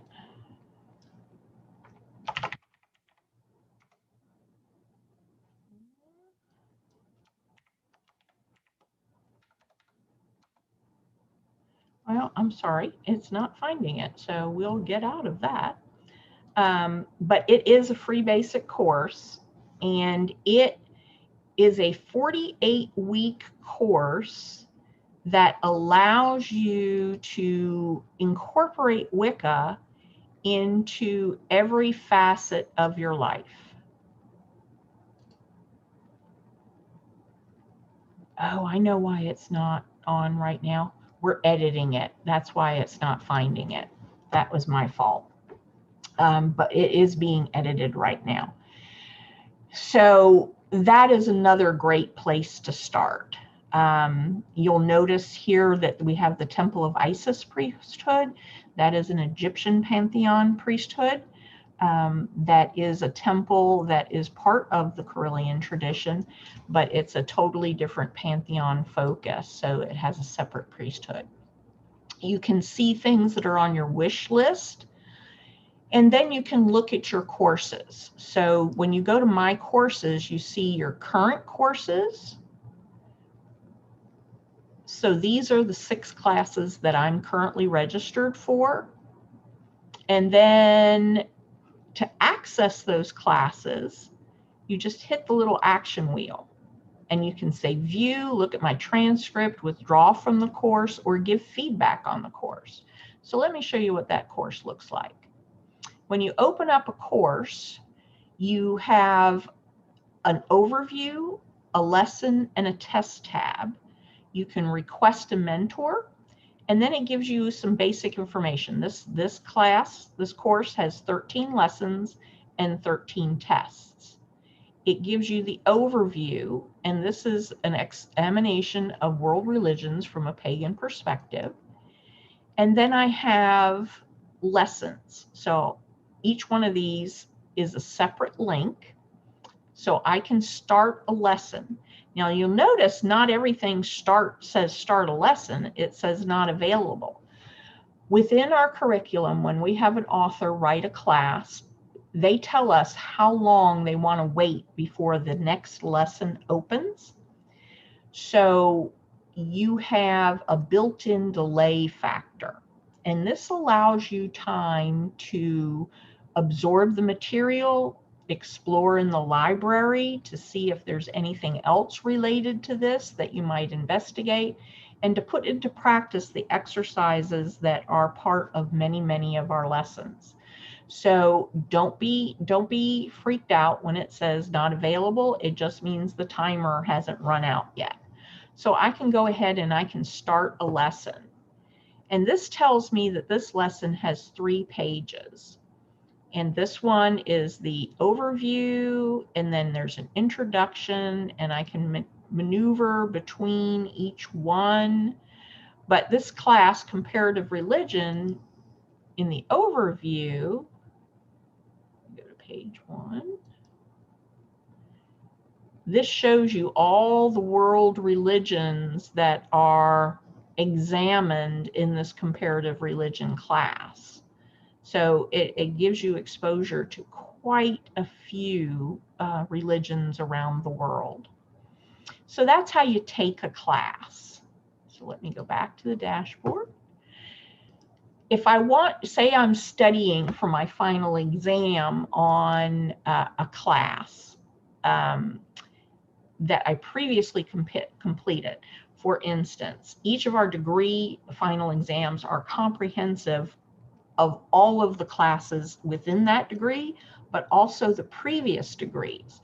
So I can go in and through that same action wheel, look at the lessons from the previous classes that I've taken. Or say I take an herbalism class and I want to go back and look at what an herb is used for, or is this herb safe to use? Those kind of things. I can find that by going back into my herbalism classes. So it's really allows you to see the previous content. So once you've taken a class, you have access to that forever through your transcript. The transcript is the record of what you have done at which school. This is like a college transcript. We treat transcripts as sacrosanct at which school. We don't change your grade for anything except a system glitch. So my advice is, if grades are important to you, and they are to some people, and to some people they're not, if grades are important to you, make sure you're prepared to take your test. Do not score poorly and think that you can retake it. The only way you can retake a test is if you flunk the whole course. If you withdraw from a course, when you re-enroll in a course, you're taken right back to where you left off. So unless you flunk the whole class, your grade sticks, and you don't have the opportunity to repeat that class. So treat your transcript just like you would treat your college transcript. It is sacrosanct. Now you'll see this little edit grade over here. Y'all won't be able to see that. You guys will stop here. Edit grade is something I can do as a dean. You can message within which school. So I have these old messages hanging out there. I need to archive them. And you can respond to messages or mark them as archive. You can create a draft and send it, save it for later. You can compose a message. There's also chat room. Oh, sorry. There's also chat rooms that you can chat in. Now, these rooms are only as active as the students make it. So with all of the social activities that are now available on social media, it probably does not get the traffic that it used to when we first started and other social media outlets were not out there. So don't be upset if you go to chat and there's no one there. Kind of rally your friends and say, hey, let's go hang out in which school chat. Speaking of chats, Lord Don gives a chancellor's chat on Zoom every Monday night at 9 p.m. Eastern Standard Time. So if you'd like to meet other Which School students, you certainly can do it through that. Then we also have the library, and these are all PDFs. There's just pages and pages and pages of them. There's multiple languages here. You can search if you want to search for a title. You can do that. As you can see, there's a whole lot of different languages available. And that is about it as a student. The rest of this information is stuff that I use to run the school. Let me make sure I haven't missed something. Looking at notes. Oh, the frequently asked page. I want to go back to the main site and take you to the frequently asked questions page. Here you'll find a myriad of topics. So if you have a question, you can look in frequently asked questions and it will walk you through like, how do I get a mentor? Well, there's two ways to get a mentor. One is to request it from in the class, or you can email mentorsupport@whichschool.com. What does a mentor do? They help you with the class materials, answer your questions, grade your offline work, evaluate your performance. And if you are a clergy student, a letter of recommendation from your mentor is required to successfully be considered for clergy standing within the church. Whichschool.com welcomes all pagan paths, but it is the seminary for the Carillion Nativist Church.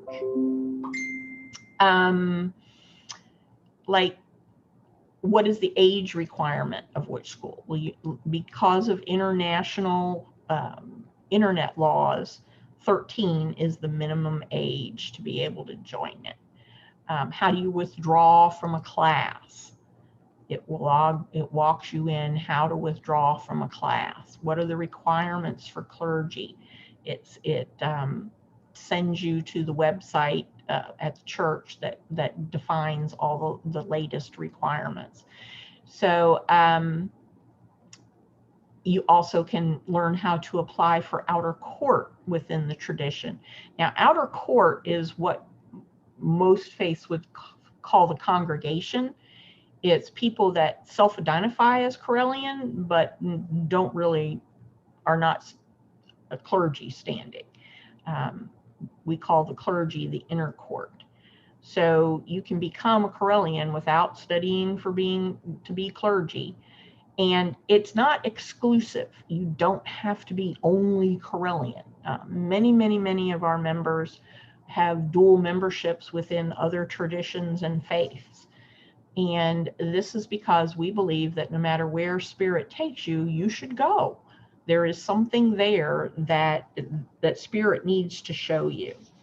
So I think that is pretty much it.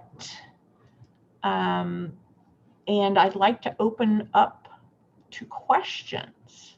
And I'll go ahead and I'll leave the Which School site up in case somebody asks me to show them how to do something.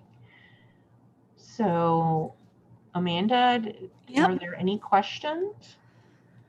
The first question you already answered, which was, is this specific to Correllian tradition or Wicca in general? So you answered that one. Yeah, we have everything. We did we have heathenism, we have the Egyptian paths, we have the Gray's School of Wizardry.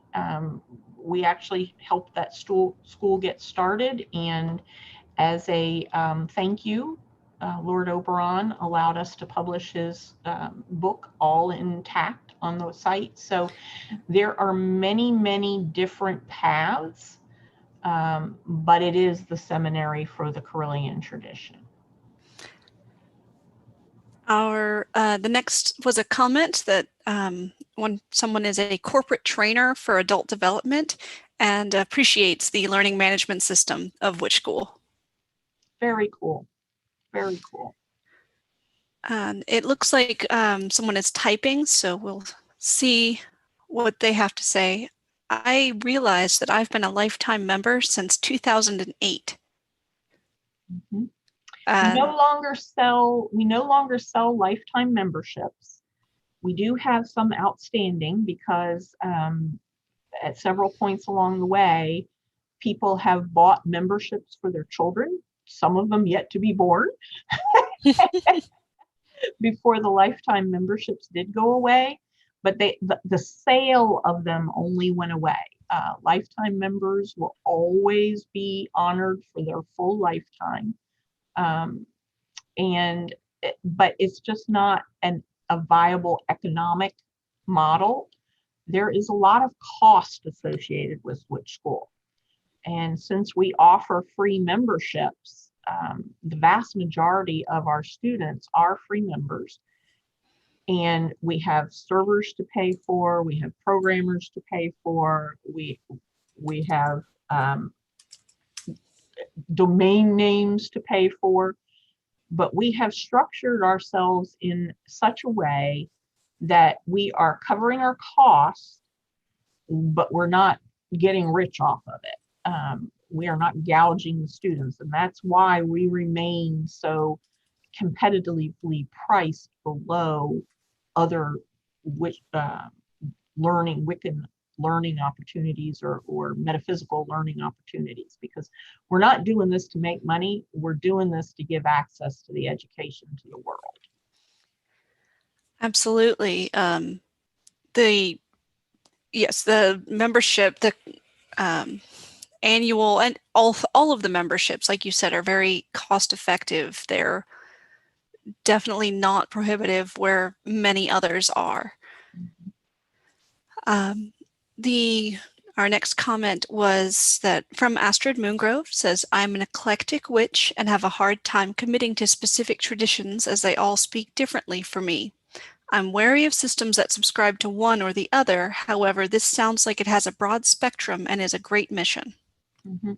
It is.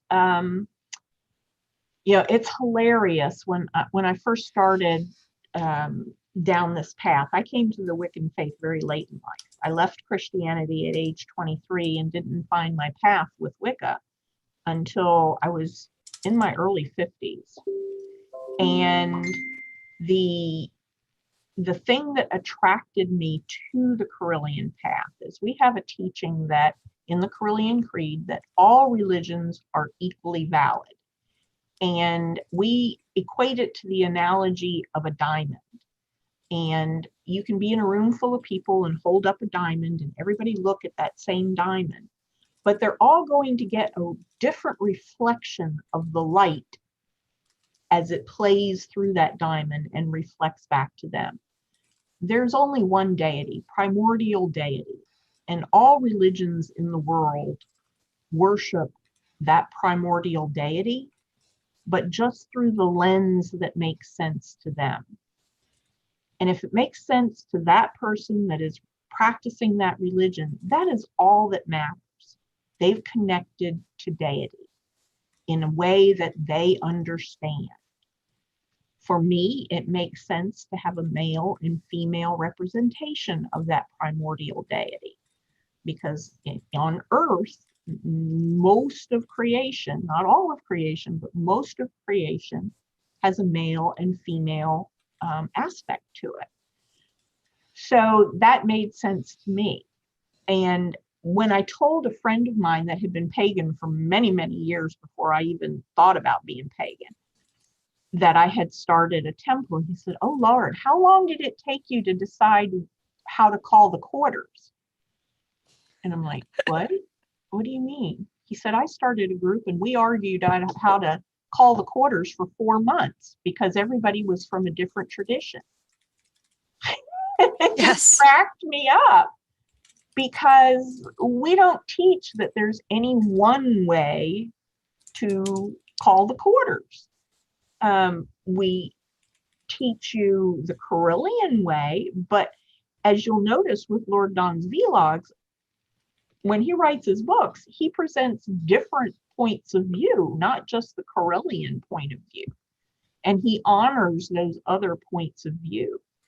So even something as basic as the arts of calling the quarters, there are multiple ways explained in the training. We never want to limit anyone's connection with spirit. At Chosen Path, everyone is welcome. Only about half of my congregation are really Carillion. I have everything from Buddhists to Christians that are also members of my temple. And that philosophy carries forward to Witch School big time. And I extend an open invitation to people that are members of smaller traditions to have them contact me about putting their trainings on our site. We have a rubric that we can send them. And as long as they don't teach discriminatory practices, we'd love to have them teach about their path on our site. It's definitely an amazing platform that I've always felt was so open. Mm-hmm. Excuse me. Yes. So thank you very much for taking the time to teach us about this wonderful opportunity that the tradition has put out, and for sharing your time with us. Well, I've enjoyed it thoroughly. If anybody has any more questions, they can reach me at mentorsupport@witchschool.com, and I'll be glad to answer their question. If I don't know the answer, I will go find the answer for you. Very wise man told me one time, it's not what you know, but if you know where to go to get the information you don't know. Exactly. All right. I hope you can stick around for this next chat session. I promise I speak English. Well, I do need to take time to go over and look at those great vendors of yours too on Discord. Absolutely. I was going to say that we have not had, as far as I know, we have not had a single entry for the vendor treasure raffle. And I have put up a lot of the, we are just shy one picture in the vendor treasure trove on Discord. And you can see we have approximately $150 worth of prizes that are currently not going to anyone, but could go to one or two lucky winners depending on how many people enter the contest. I plan on going visiting because, if it's shopping, it's me. Oh yeah. I mean, there are, let's see, Griffin's Moon has donated several enamel pins that, I mean, I love the just variety of things that they have. Um, I've seen them for many, many years at local pagan events as well as Dragon Con and historical reenactments. They're everywhere, and they should be because all of their things are so pretty and worth buying. Cool. Well, I will listen to the presentations, but I'll be shopping at the same time. Awesome. We also have Risen Phoenix Crafts, which is the crafting arm of my circle of the Risen Phoenix. And everything is made by two generations of my family, from beaded jewelry to hand knit and crocheted things to we've just recently gotten into diamond painting, which is just beautiful. I love making all of the shiny things. Or you can schedule a tarot reading with me through there. Speaking of jewelry, we have Noctua Designs, and she's posted a lot of pictures of her earrings and pendants, although I've come to realize that many of her things are not yet on this site or are still coming up on her shop. But you can really see the time and effort she puts into each one of her objects. She does a lot with chainmail, as well as, I mean, I'm just fascinated by her owls, chainmail owls and chainmail snitches. I've never seen them anywhere else. We also have Little Tree Crafting, and she has made all kinds of dream catchers. She works a lot with natural materials, upcycled materials, and has little pentacle dream catchers as well as much larger Tree of Life dream catchers and several sorting hats in wood. And finally, we have What Up Witches, who it's Amanda Nicole Amethyst Tarver Turner, and she is an educator, a pagan minister, a root worker, spiritual advisor, life coach, end-of-life doula, and Reiki and chakra healer. What Up Witches is her live interactive radio show that airs every Monday at 7 p.m. Eastern on BFAM 109.6. She is currently offering readings online and has donated a 15-minute reading to our vendor raffle. And I was looking at her website, and that's a fantastic opportunity for anyone. So please check them out. Don't forget to talk with them about their goods to learn their magic word. And once you have all 6 magic words, submit them. Either go on voice to the Vendor Magic Words channel, where our guardian is waiting to take your words, or you can message him directly if voice is not an option for you. And now we are back to our live chat. So welcome, welcome everyone. Hello. Hello. Welcome back. But we've There never we been gone. Well, yes, you've never been gone, but welcome back to Unmute Land. Yes.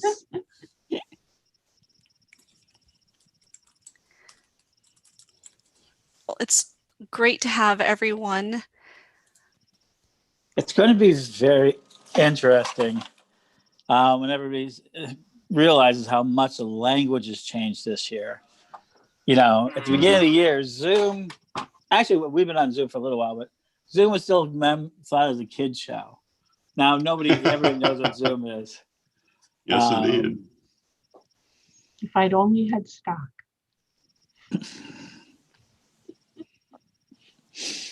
Yeah, Yes.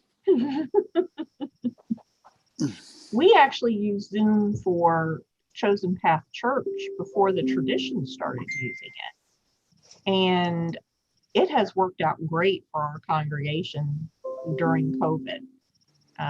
We have a social night every month where we make a craft, we announce a craft project ahead of time so people can gather materials. And the criteria is it has to be something that would be found in everyone's home so that they don't have to go to a store for it.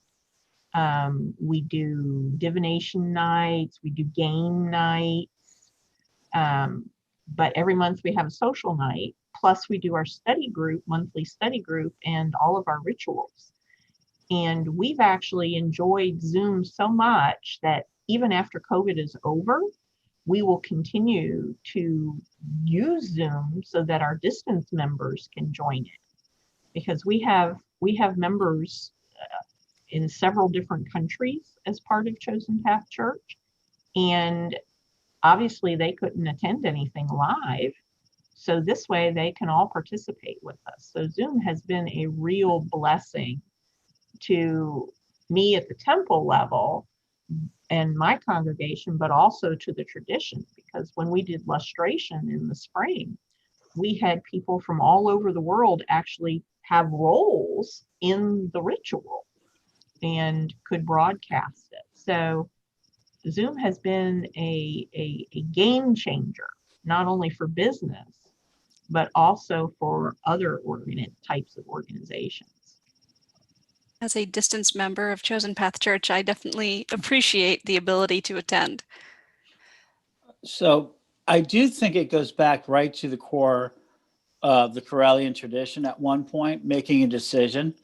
For me, it was when Crystal and Don, made me director of the church, kind of helped them through a lot of the moving from just being a family tradition to a more public tradition. And of course, what everybody else in the world thought what a public tradition meant and what I meant it to be was dramatically two different things. As in all things in life. I know. Somebody's telling me that my symbol should be me with my hand in the middle of your back. He said, "What do you mean with a knife?" No, open palm, just kind of pushing them along. Yeah. I thought your presentation was lovely, terrific, and it really speaks to why we're able to absorb Zoom so well, because we've always been at a distance. There's not been a moment that Witch School wasn't built to deal with an at a distance problem. Mm-hmm. Not enough. Remember, the real reason we formed Witch School is because we had more students than anyone believed existed. Remember, the leadership didn't believe at that time that many students existed, much less. And you had what, 2,000 people sign up the first day? Sure, absolutely. Within 6,000, we were signing them up 50. There was a period there for the longest time. We're signing up 50 people a day. Mm-hmm. And now we're up 283,000 plus. Yeah. And we've had growths and slowdowns throughout the years. But that absolute commitment to provide that base education, backed by an automated system, has been the commitment that has helped the tradition become aware of being able to use tools like Zoom. And automated, but not automatronic. The grading is automated, the access to the class is automated, but for supporting members or first degree students, it's all backed up by a human that provides community and provides you live interaction. So you're not just reading, you have someone to talk to as a mentor. Absolutely. And I think that's an important part. I think it's always been that way. That movement towards, kind of being ready for, allowing mentors a chance to talk. So one of the things I saw early in that process was everybody was getting caught up in test taking and being a poor elementary school teacher in a public education system. And anything that could be automated, we automated in the sense of to get it off the teachers' back so the teachers can spend more time with students, because they were always voluntary. So I want to make their time to me is extremely precious, not only extremely rare, but extremely precious. And we limit our mentors to 20 students at a time. because we want them to develop that personal relationship with their mentees. Oh yeah. And I think to this day, I think that one of the things I think people do not understand is the absolute thirst for witchcraft, the absolute thirst for this.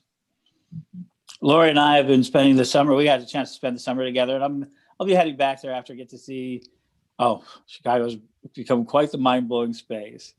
Yeah, so tomorrow's 2 weeks quarantine. That's quarantine beard. There you go. Thank you. Oh yeah, and so I do think that one of the things I think. So from the witch school point of view, right? I think it's not changed. I think from the tradition point of view, though, it allows the traditions like Chosen Path, and I've seen it in 4 winds. Is it or 4 pillars? I'm sorry. 4 pillars. Mm-hmm. No. And then the Aisha's temple. Oh, can never. I can't pronounce it. I'm an accountant, not an English. Arseer. There you go. I've done well, and I've seen it over and over again where they're repeating and processing and creating it their own. Mm-hmm. Sea priestesses have got their own. So we've found a very affordable system. But I'll talk more of that when I get into Corellian tech. It has to do a lot to do with what our behavior is. So. Yeah. What, Gatsby? Do you have something to add to the Gatsby is back. Yeah. Yes, with love. So it's a good thing we're having you talk on about Corellian tech later, Lord Ed. I know it's a topic close to your heart, as we can tell. Yeah, it is. And I'm very, very excited. I'm very scared with everybody else. 2021 shut down. I'm building everything we do. I'm not doing anything physical. If other people want to go out there into the physical world and have me live in a bubble and work out of the system, that's what I'm going to do. We have an unprecedented and another one of these bites at the apple. So one of the things I truly believe that we get, and one of the opportunities is having a positive energy, positive life, and especially the way I've lived, I've gotten to meet you. I mean, I get to meet you out in the middle of Georgia. How did that happen? When you start putting it together, and the thing we get together is that I've had this profound sense that we can be better and better connected, and that the internet was the answer. And Lord Don and Lady Crystal went, okay, we agree with you. How do we do it? Right. And basically from that point on, we became an opportunity. So we get these opportunities to be there when people needed them. We helped festivals last year. Last year, we created capability for ourselves, and we deeply invested into it, meaning, it was something we invested into versus say something we were making an income. As much as we were trying to, the tradition, all honestly, spent more on what they were doing, and the school spent more on what we were learning, but we were able to help. That leveraged a tremendous amount of help for people. Mm-hmm. And to be able to do this today, and to even expand it, because today is like an expansion, right? Discord, Facebook, YouTube. Absolutely. And last year, I was like, how am I going to get these festivals to kind of let me go ahead and broadcast them? I mean, literally these days, I've got it documented. It's like bizarre. We had just brought down the Oracle.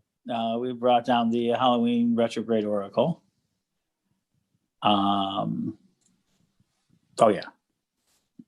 So this idea of reality being so squishy because of everything happening, I feel it. I don't know if anyone else does, but I do. I'm going to go ahead and put myself on mute because I see Lord Phoenix has come online for his presentation. Hello, brother. There we go. Greetings. Hey, greetings. How's everybody doing? Hello. So far, it's been a lovely day. Perfect. Is this the right room for the presentation, or is this the waiting room? Oh, this is the right room. You are live with us as we chat before your presentation. Excellent. I mean, it's a group of pagans. There's going to be conversation. Oh, yeah. How are you doing today, ma'am? I am doing wonderful. I have been really loving getting the chance to host this event and looking forward to maybe repeating it at some point. I love it. It's Discord, and the combination of Discord, Zoom, and YouTube has just really worked because we can have the social aspect and chatting in Discord, and the vendors do better there. And then using Zoom to present on YouTube so a wider audience can attend and have our watch party. People ask questions in Discord. Ashe, I'm so here for it. I'm so glad you're here. Word. So are you proud of yourself? I am. In all honesty, I am. I have worked very hard. Yes. And I have been supported by a lot of people. Yes. Yes. I mean, all of you presenters who agreed to speak and share your time with us. And my family, they are all on, or my father is watching my son. And but my husband and my mom are both on here actively helping run the event. And it's just been profoundly, what's the word I'm looking for? Empowering and validating. Yes. I'm so happy that you're doing it and like providing an opportunity for all of us to come together and like see each other. So part of the reason why I think this is super duper cool is because one of the things that happens in my personal family is we love to get together. And every time we get together, we like to say, at least we're not getting together for a funeral this time.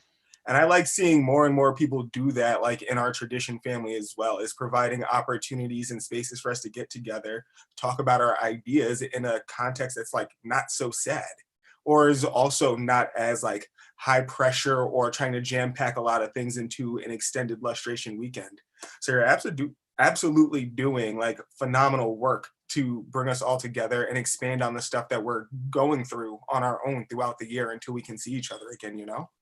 So I'm super grateful to you.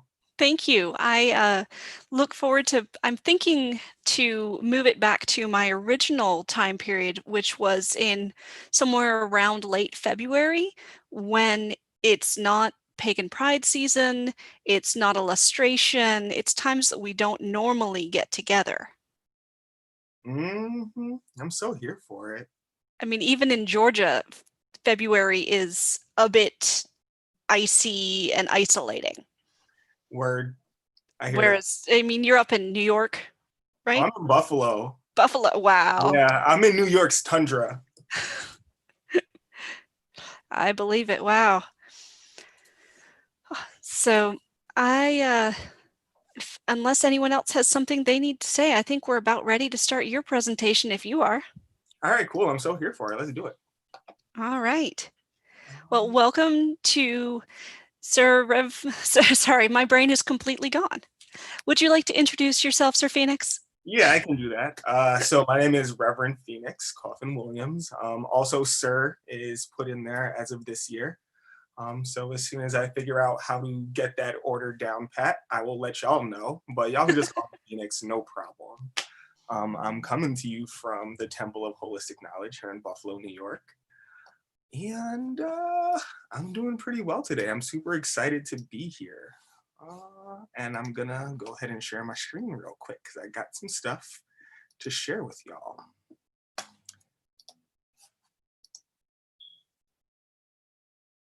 All right, can y'all see this right here? 5 Mystic Secrets, Lady Elizabeth Greenwood. Yes. All right, cool. So the foundation for this discussion is the 5 Mystic Secrets. And I do want to start off by giving some thanks, some gratitude to our ancestor, Lady Elizabeth Greenwood. I am on purpose using her pen name because I am issuing a challenge to anyone who might be writing, or excuse me, who's listening. The first person to ping me in my inbox on Facebook and give me the real name of Lady Elizabeth Greenwood will receive an earth oil. I'll send it to you myself. All right. So who is Lady Elizabeth Greenwood? What's her name? All right. Who is she as our ancestor? And that's my challenge. And that is my way of giving some thanks to her and drawing some intention and uplifting her in her memory for this presentation. So 5 Mystic Secrets written by Lady Elizabeth Greenwood. So. Gotta love a challenge. Yeah. And further down the line, I want you all to consider how we can utilize the 5 Mystic Secrets and a combination of our traditions, organization, and structure as a way of actively engaging in our own soul's work of involution and evolution. So 5 Mystic Secrets is the overarching theme, and then our traditions, structure, and the groups that we can belong to and participate in as ways of actively and intentionally participating in our soul's work. First secret, knowledge. Specifically written by Lady Elizabeth Greenwood. There are many paths to knowledge and much knowledge to be had, but none of it can do any good at all if you do not come to believe and understand it for yourself.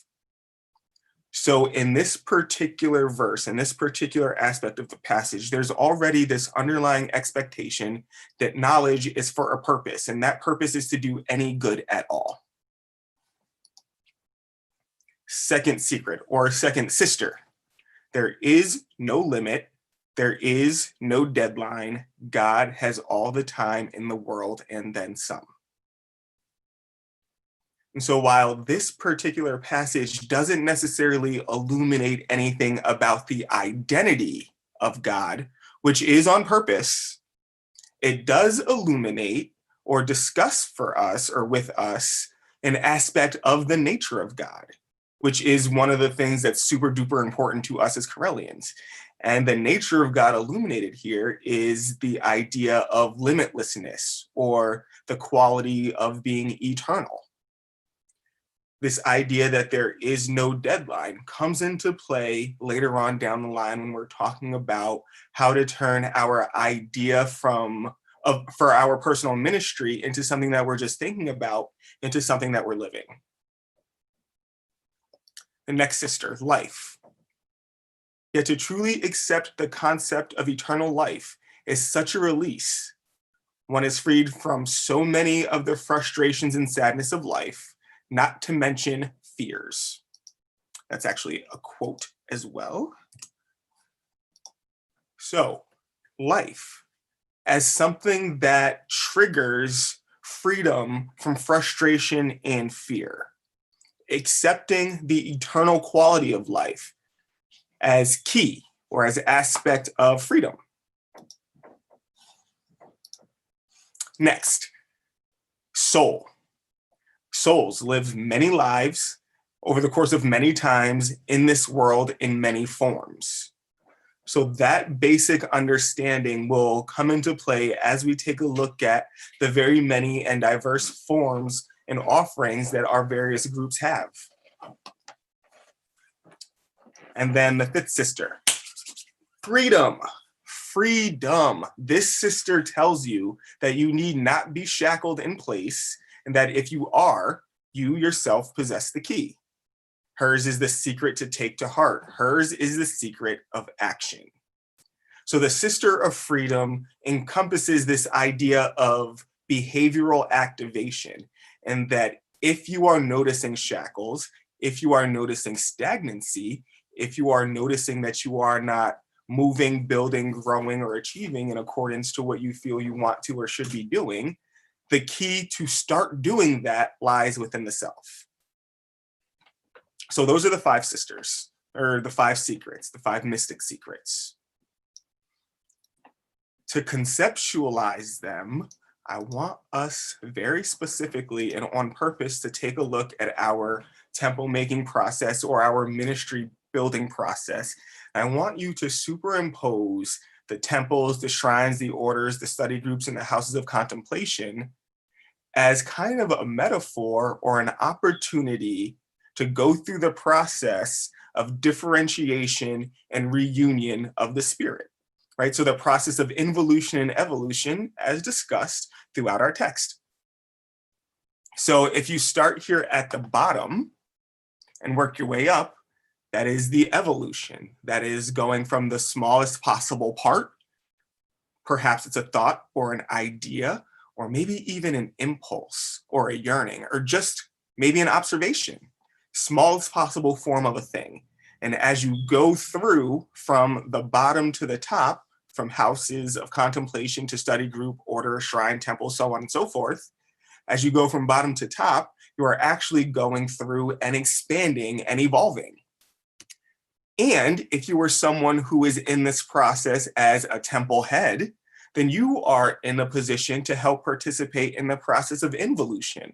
So from the top down, you're in the process of being able to help people understand the possibilities for small things. So if for a temple head, for a high priest, or high priestess or high clergyhood, for someone to come to you and say, hey, I have this thought, I have this idea, I've been thinking about this thing. They're coming to you with it at its smallest possible form, but we have the ability to help them maximize it in a bigger sense. Or if someone's coming to you with a big grandiose kind of thing, and they're like, hey, this is a huge thing that I want to do. It's a festival. It's a this, it's a that. High clergy, high priesthood, we have the ability to take it from this big thing and help conceptualize it in its smallest possible part to allow for a full manifestation of a thought, idea, concept, or plan. So on purpose, I'm going to start and place houses of contemplation here at the bottom. Moving forward, the information that I'm going to give you about the houses of contemplation, the study groups, the orders, the shrines, and the temples, these are taken word for word from Correllian.com, our tradition's website. So you can go there and you can follow up on some of the stuff that I'm telling you. You can also go there to find the answer to the challenge if you wanted to do that. But all the information here about these aspects of our structure can be found from our website. So boom, orders right here.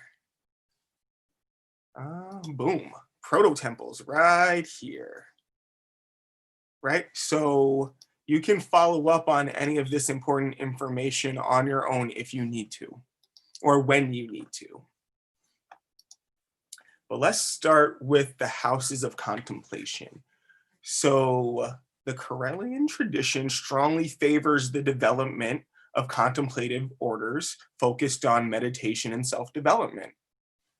Meditation, path working, mantras, words of power, all these things, overcoming limited thinking and belief. These orders may be based upon temporary or longer-term retirement from the mundane world, meaning respite. You need a break. Work is stressful. Wife is stressful. Kids are stressful. Temporary respite from the mundane world to kind of think, pray, grow, get your stuff together, develop a plan about how you want to use your spirit to address the issues that are facing our world. We have the belief that it is important for people to be able to get away from the pressures of the world for spiritual retreat and recreation. And we also feel that an ideal period for such spiritual retreat for most people would be from a few days to a few weeks. So many of us who work in regular institutionalized jobs probably have some vacation time that we would like to use every once in a while to spend 3 days to a week in a house of contemplation, praying, interacting with our studies, trying to figure out what we want to base our ministry on, possibly. Consider that you enter a house of contemplation and you start to meditate on something. Right? That is an avenue to start your soul's work, or to contemplate your soul's work, or to bring yourself back into alignment with your soul's work. So interestingly enough, I only know of one established house of contemplation. And it's Chosen Path Church, Jacksonville, Florida. And obviously, due to our current situation, houses of contemplation at their full height of what they can be are a little bit limited right now. However, for the sake of planning and contemplating what the full resources we have available to us are, houses of contemplation remain it. And one of the things that I've noticed about the idea of a house of contemplation is this idea of a pop-up house. Now, a pop-up house is not discussed anywhere else at the moment. This is, to my knowledge, the first time the phrase pop-up house of contemplation is being used.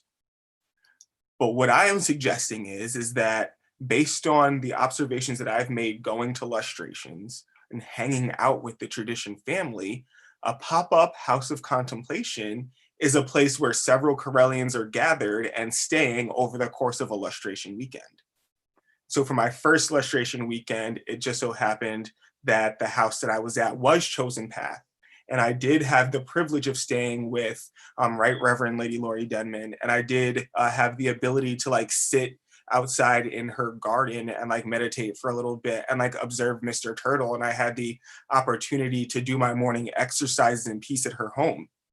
But further on down the line, as I went to some other lustrations, I started to realize that a pop-up house of contemplation was maybe the lobby at a hotel room where we all gathered and like randomly sat in a circle and just started playing with tarot cards.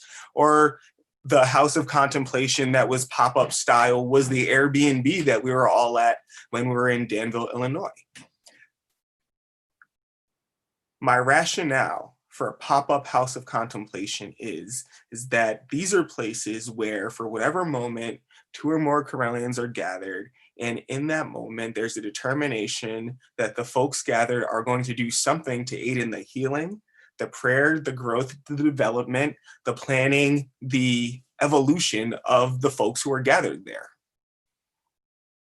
And so with that in mind, it is now possible for a pop-up house of contemplation to happen at every global and regional lustration, or at any group of people who are deciding, hey, we're going to get together for a day or two, talk about our studies, and bounce some ideas off of each other and see how we can grow.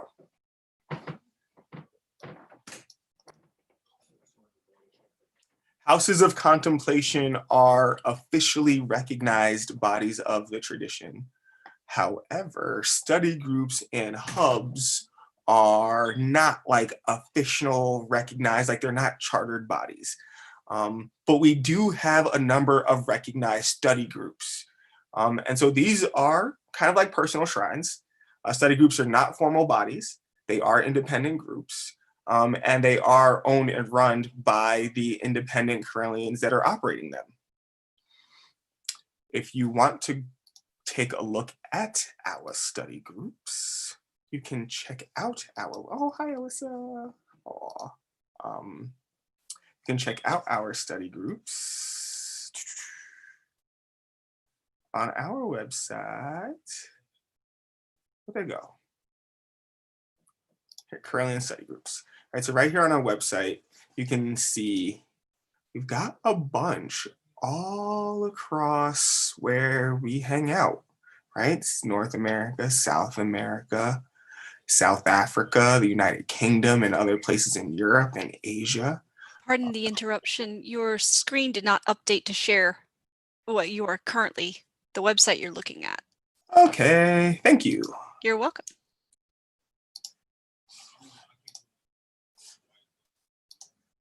Boom, how's that? Do you see study groups? Yes, there we go.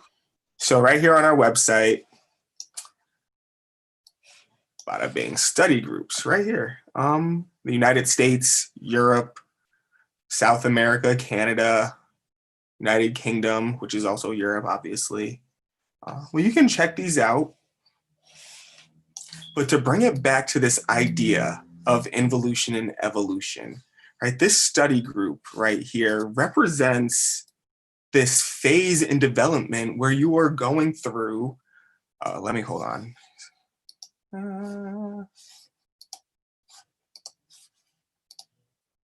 Boom. So study groups.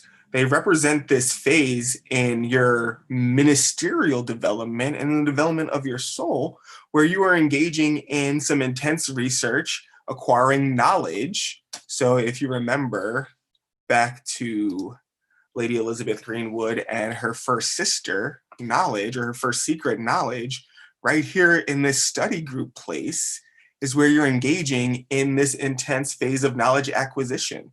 You're learning things without judgment. I'm sure a lot of people remember coming to the path and are like, I'm hungry and I want to learn every single thing there is to know about magic, about Wicca, about paganism, about the planets, about the stars, about the zodiac, about horoscopes and about hair and about rituals and so on and so forth, right? Like this study group phase for us in this life and overall for, the sake of our spirit is a place where we're taking as much in as we can without judging it, without trying to limit the impact of it. In practice, study groups allow us to discuss knowledge and the implications of said knowledge against the egos and interpretations of other people.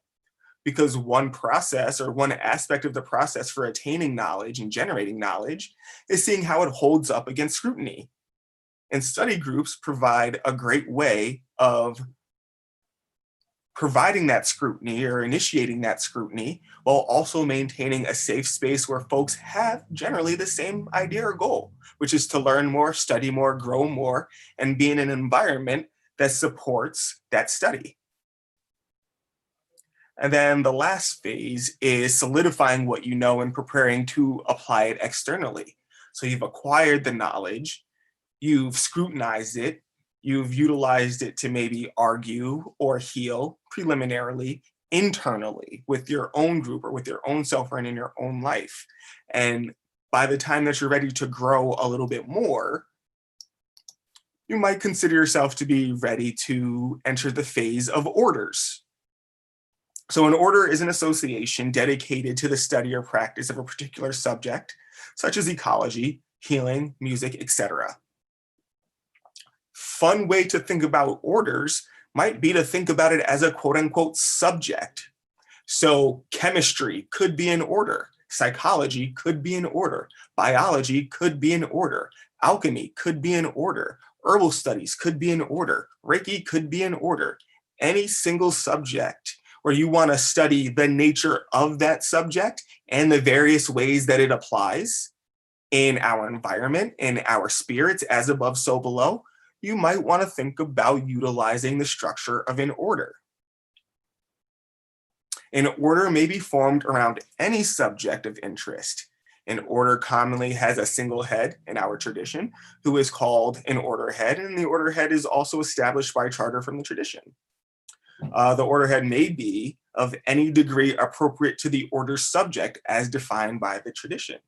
So there aren't any degree limitations in our tradition for who can be in charge of an order, only that the function of the order has to be within the purview of what you can do or what you are qualified to do. And so what this means is we can find an order for literally anything that we care about. World walkers, translators, deemsters, heralds, artificers, peace weavers, right? Like those are some of the ones that are at the top of the list. But as we start to come down the list, we start to see that some of these things are highly specific and really do represent some of the very specific and very personal drivings and passions of our clergy. The Order of Wolves is an example of that. Order of Bards is an example of that. Order of Buddhist Wiccans is an example of a highly specific thing that can be studied to such detail as to form an entire order or organization to that study.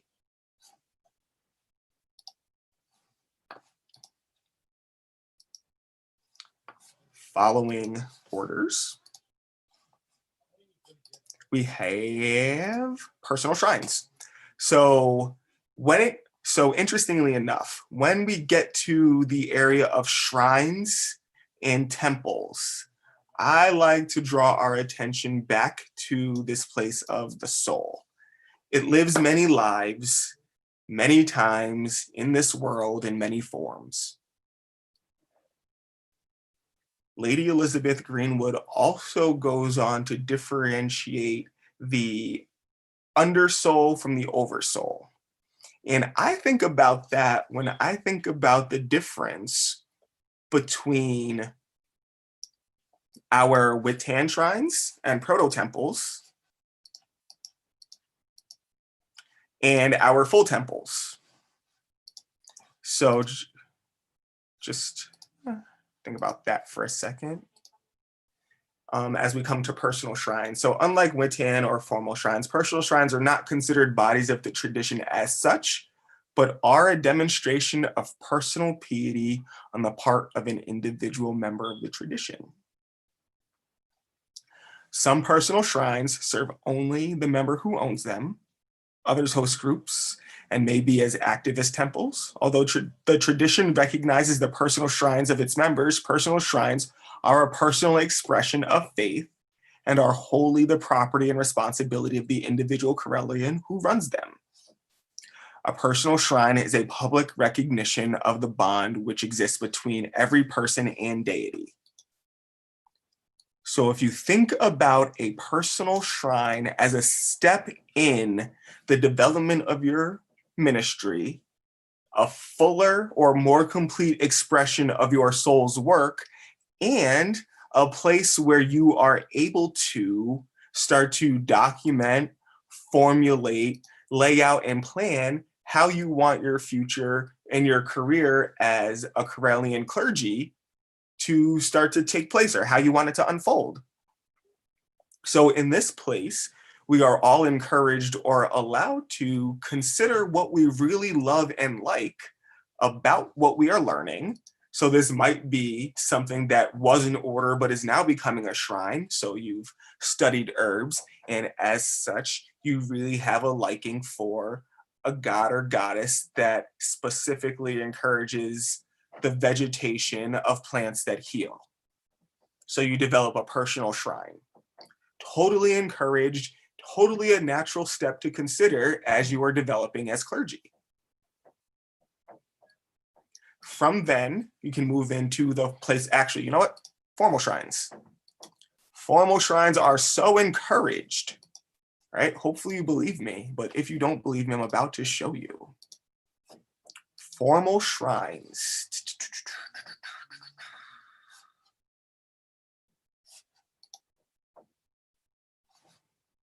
Or excuse me, I was on personal shrines, wasn't I? Womp womp.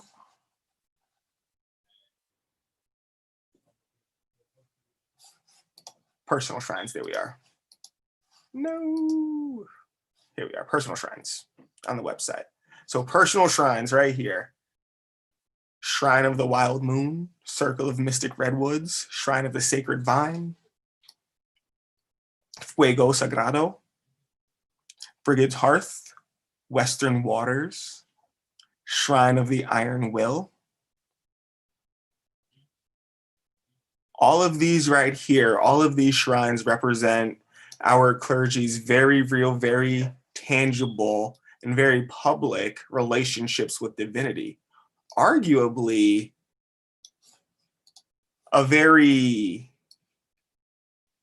page of any suit in the tarot kind of energy, if you'd like to think about it in that way, is that this kind of does represent what we can do with that first push of energy that we get from divinity.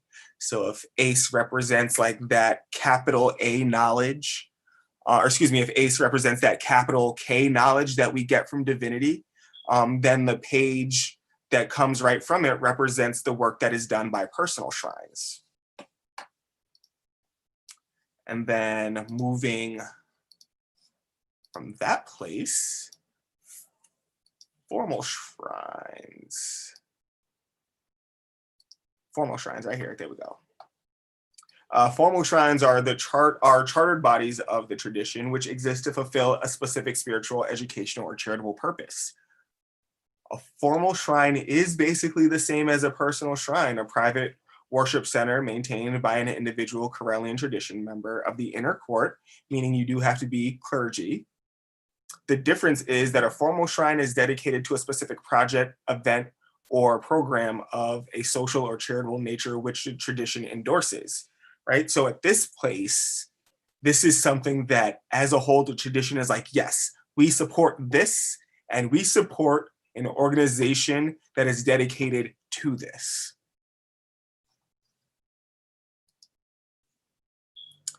Moving into the place of proto-temples. So on March 13th in 2005, or year 5 Aquarius, the tradition introduced a new temple policy that stated that our temple making process was expanded to include proto-temples. So before there were Wittan shrines and temples, now there are Wittan shrines, then proto-temples, then temples.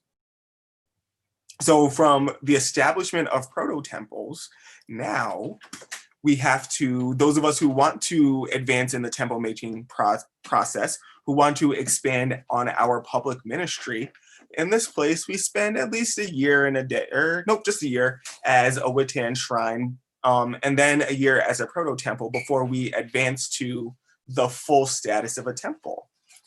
In this phase of being a proto-temple or a Wittan shrine or even a formal shrine, right? This is the place where you really can start to solidify and codify and put into writing the things that your organization stands for.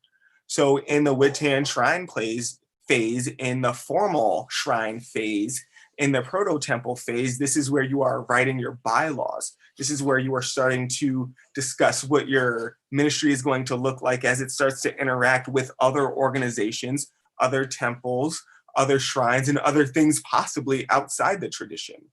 So is your Karelian temple going to interact with a temple from Black Forest Clan, or from the Temple of Witchcraft, or from any Dianic temple, or from the Temple of Hecate?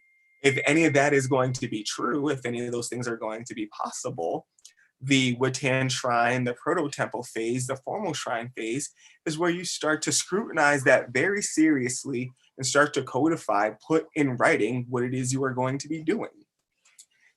This is a very powerful moment because putting it in writing, putting your structure in writing, putting your ideas, your beliefs, and putting your knowledge of God, your desire for how you want to live your life, i.e. your ministry, your expression for your soul, as in what you are doing, and as you are expressing your freedom to do such a thing, as you are acting in such a capacity, putting it down in writing, as is required in the proto-temple phase, is you telling the community, telling the world, telling the folks around you what you are going to be accountable for. And that is something that you have to be super duper clear about before you do it, which is why I like to take a look at this process of going from house of contemplation and participating to building your own full temple is a process for identifying exactly what it is you and your soul are going to be doing in this role as clergy.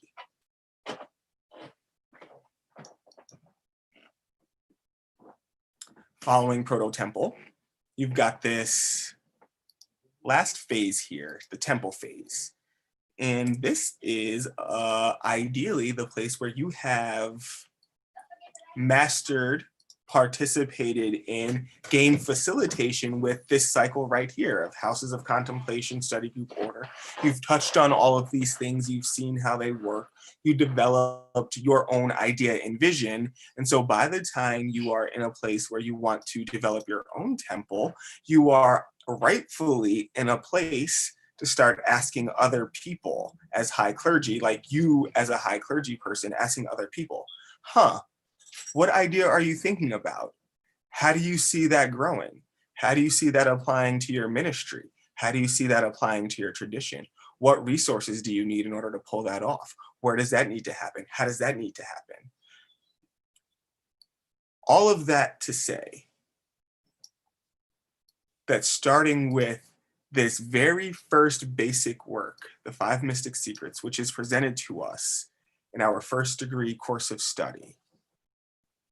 Following that, word for word, through our tradition's temple making process, is a way of consciously, actively, on purpose, through your own interests, through the things that you love and through the things that you want to be doing, is a way for you to challenge and participate in the refinement of your soul. That's the thesis. That's the big takeaway. That's what I wanted to show you. And those are the rationales that I wanted to use to help you take a look at the work and what the tradition provides as a way of helping us and continuing to help us do this work. And as a way of showing you the various ways that this does happen, I'm going to show you some of the temples that are listed in our groups.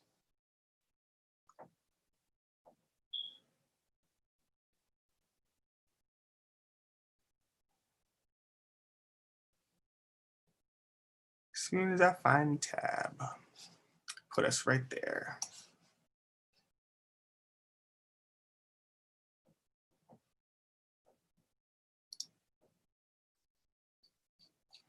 With 10 shrines, look at that, a bunch of them. And as a way of like really demonstrating like that diamond concept that is mentioned in the 5 Mystic Secrets, look at all the sigils that are represented by these formal shrines and these proto-temples.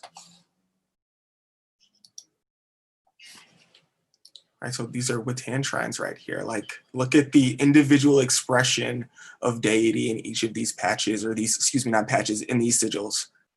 I call them patches because that's what they end up becoming anyway. But you can see the individuality encoded in each of these things.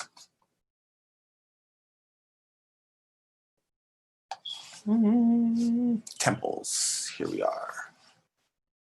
Proto-temples.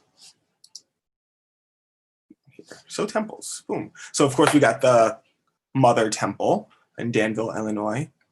Then the Temple of the Dances of Shakti, that's Lady Alyssa, our acting first elder. Universal Temple of Gaia, which is first elder Lord Ed, Pure Sanctuary. Lord Jason, our first director. But all of these temples right here represent, on an organizational level or on a community-based level, a relationship with God, or excuse me, a relationship between an individual clergy and God that has grown to a proportion that is now meant to serve and feed communities, which ideally is one of the reasons that someone enters the high clergy or kind of like seeks movement into that place, is because their spirit is called to utilize the power of God to feed the world. And these are all various ways that we have each decided to do it, or have each been called to do it.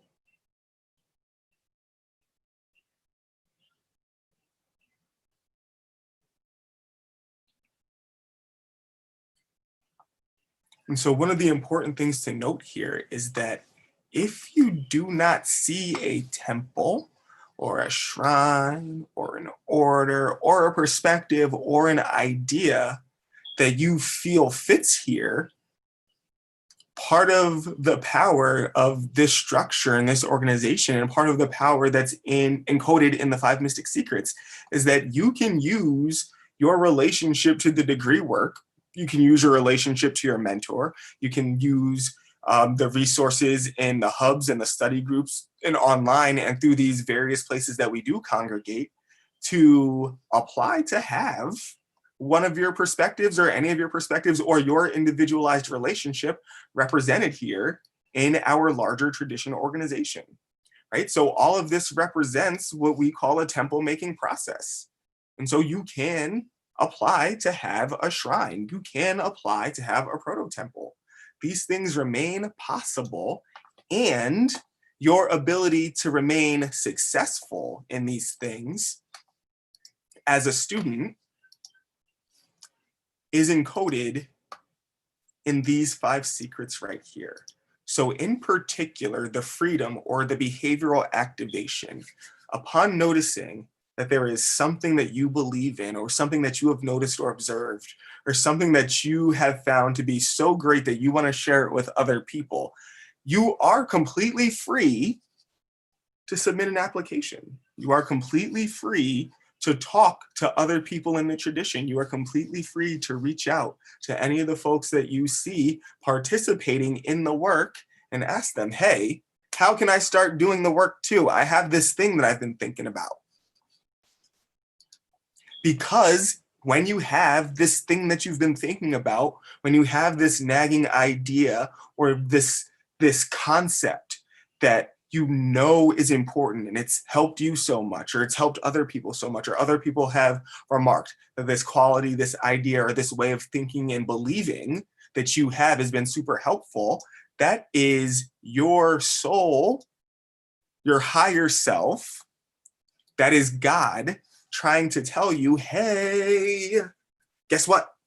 You've got a purpose here. And now that you are starting to become aware that you have a purpose, we're not going to stop talking to you until you're doing it. So the other part of this process of fully expanding your ministry is continuously listening to the voice of God, listening through your soul, and exemplifying what you want to do with your life, right? So I call ministry life here. That's like a thing that I do. For people who are clergy, I believe that ministry, that says life equals life.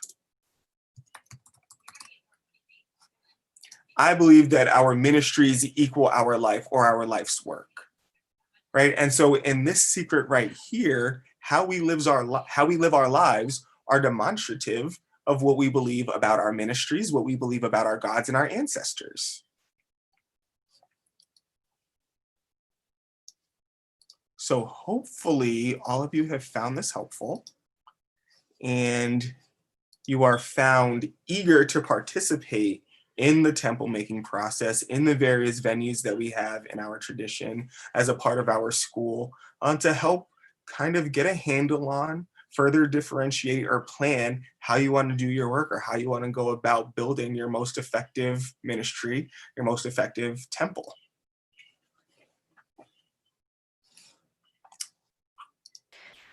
Thank you so much. This is really, I have definitely followed a lot of it in seeing my own path as I've walked it and it's grown. For example, this event started as a super large camping event that Lady Lori's like, hey, let's kind of nudge this until it's a manageable size. So that has been a good lesson. I'm very glad she did. I'm very grateful. Yeah, and so organizationally speaking, it's definitely super helpful to take an idea and take a look at it in its biggest possible outcome and its smallest possible outcome, because an idea is not a polar thing. The manifestation of an idea can happen on an entire spectrum. And like, granted, North American folks are not great with spectrums right now. We're trying to get it together. But an idea, especially if you want to filter it through maybe any of the 7 planes of existence, right? Like, what does your idea look like at a soul level? What does your idea look like maybe at an emotional level? What does it look like at a cognitive level? What does it look like on an astral? What does it look like on the physical? You know, and so being able to look at an idea from any of these perspectives will help you to manifest it in the most truest form based on the resources that you have, because like, that is one of the things that we have to consider, right? Is like, what's available to us and how can we use that to make the purest form of what we're looking for. And so sometimes it's painful to be like, this camping event was going to be awesome.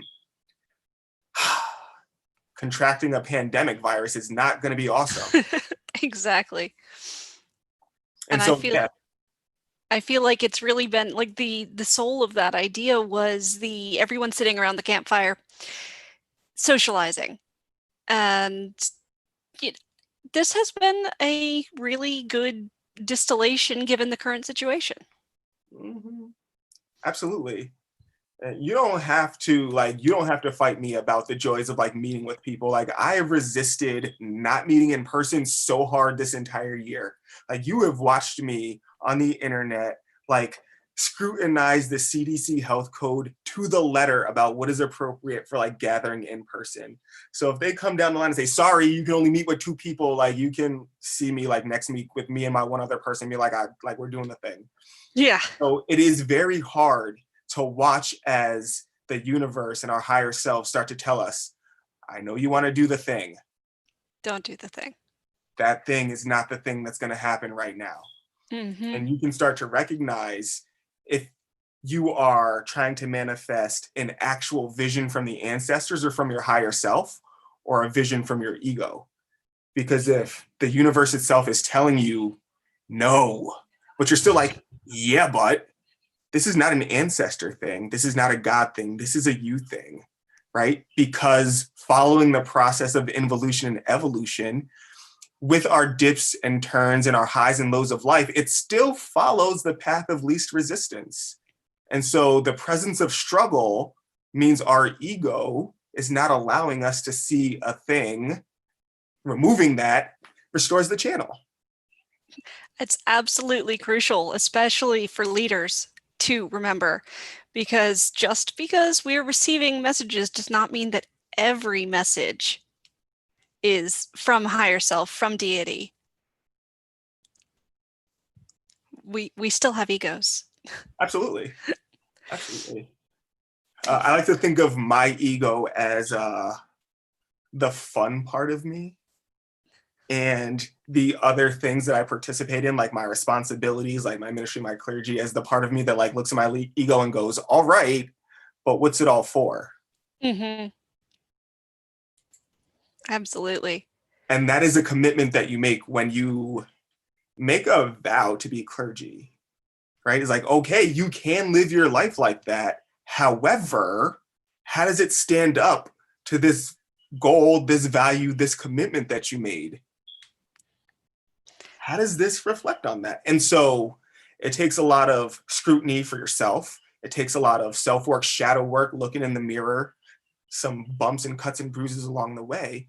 But the refining process of how you match your life up with your soul's calling, again, is also reflected in the things that you choose to participate in. And you can also find those things, in the temple making process, or in the groups, or in the hubs, or in participating in a lot of the things that the leadership is doing in the tradition. Absolutely. I know sometimes we complain that people find paganism and Wicca later in life, but that it occasionally, we're getting to the point where we have people being raised pagan and Wiccan, but not everyone is going to be there. And to a certain extent, for those who are raised pagan and Wiccan, it may not be the best idea for them to choose to dedicate right away. Mm-hmm. One moment, you're screen sharing again. Yep. Are you? Okay, good. For example, I dedicated to the clergy path at 19.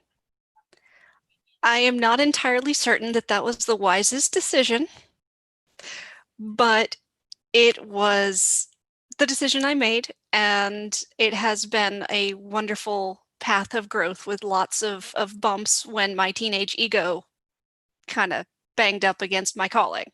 Mm-hmm. I'm so happy that you said that, and I'm so happy that you shared that, because that is the caveat that I pray always comes up when I talk about entering a path of clergy, or entering, something new for the first time as a way of following up with your calling, right? So Lady Elizabeth Greenwood said, there is no limit, there is no deadline. God has all the time in the world and then some. So that means if you are going back to school at 40 to get your associates or your bachelor's, or you are making your first altar call to dedicate to clergy at 36, or if you have somehow found that God is the way for you at 17, 18, and 19, that is not an indication of your identity or an indication of where your soul is along the process. That is an indication of where you are and that you have decided to listen to your soul and live in accordance with it. Yeah. At this point, I'm thinking about I've spent almost half of my life on the clergy path. Mm-hmm. And I am ever so glad, but I think that, like you're saying, it's no matter how old you are, it is absolutely valid when we're listening to our higher selves. Mm-hmm. I feel like we are edging into the chat territory, and I currently have no questions from the audience, so I would like to open it up to whomever of the other speakers who want to chime in. Yes. Talk to me, family. That was I learned a lot. I learned a lot about the system, how it actually operates. It makes a lot more sense to me now. I'm serious. So. Thank you, sir. I thought it was a very original way of looking at it, and very well done. Thank you kindly, sir.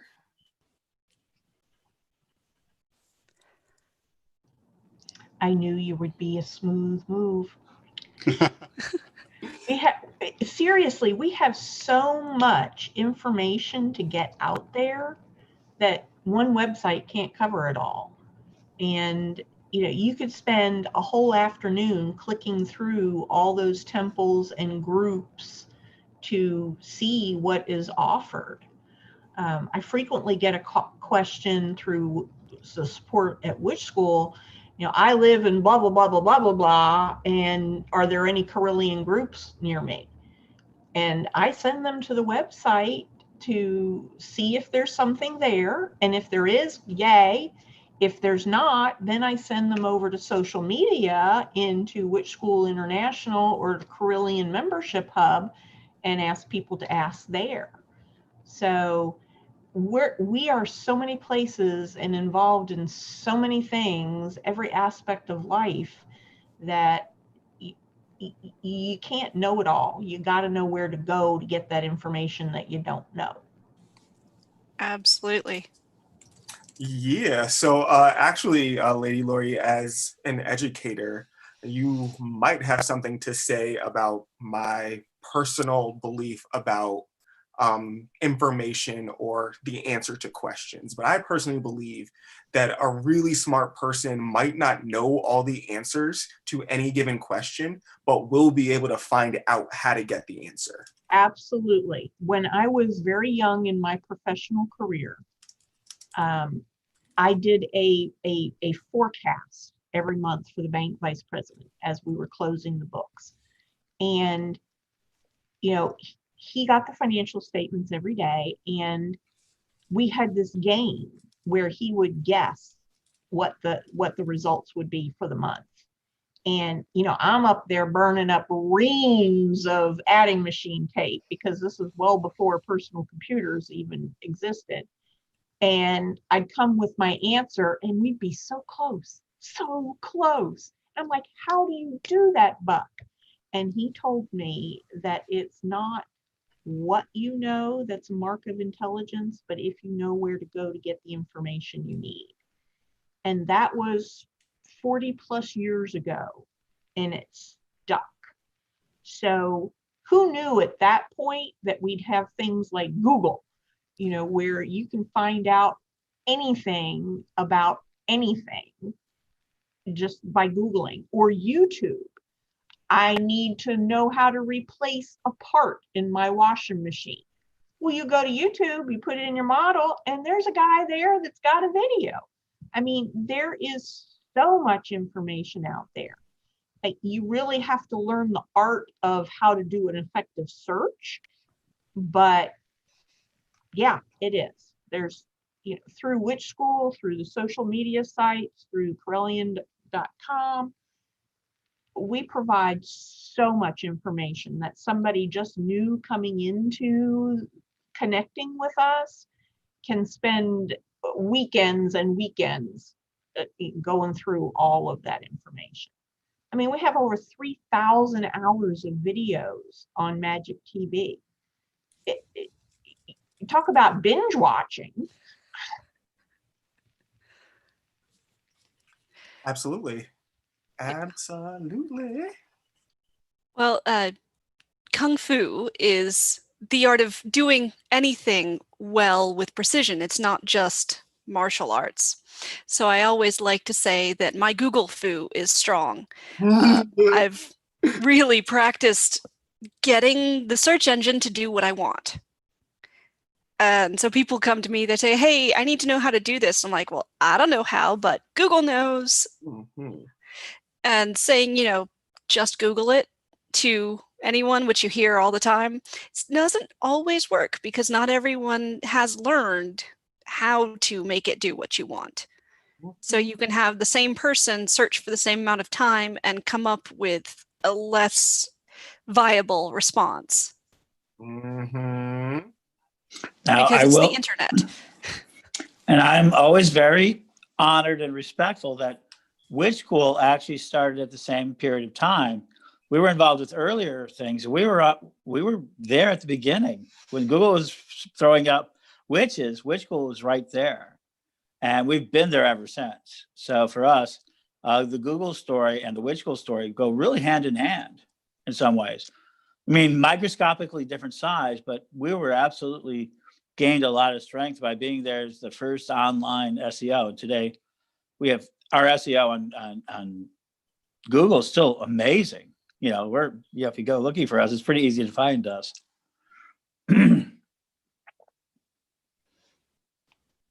Absolutely. Well, I mean, as you're about to talk about, and we've referenced many times, the Corellian tradition and tech just go hand in hand. And we're the six of us here are in not only different states, but different countries at the moment. I'm so here for it. I love it. I mean, it's sad that we're not closer, but if we can't be closer, I guess this is good. I'm it glad allows many of us who could never have been physically closer to have a closer contact than we had before. Word, privilege check. That's not quite the way I meant that, but you know what I mean. Yes, sir. Yes, sir. Because we do have people around the world who feel closer now than they did previously. And I miss seeing the people that we can commonly see in person, but I'm loving seeing so many other people we haven't seen in person. And it's just, it's wonderful.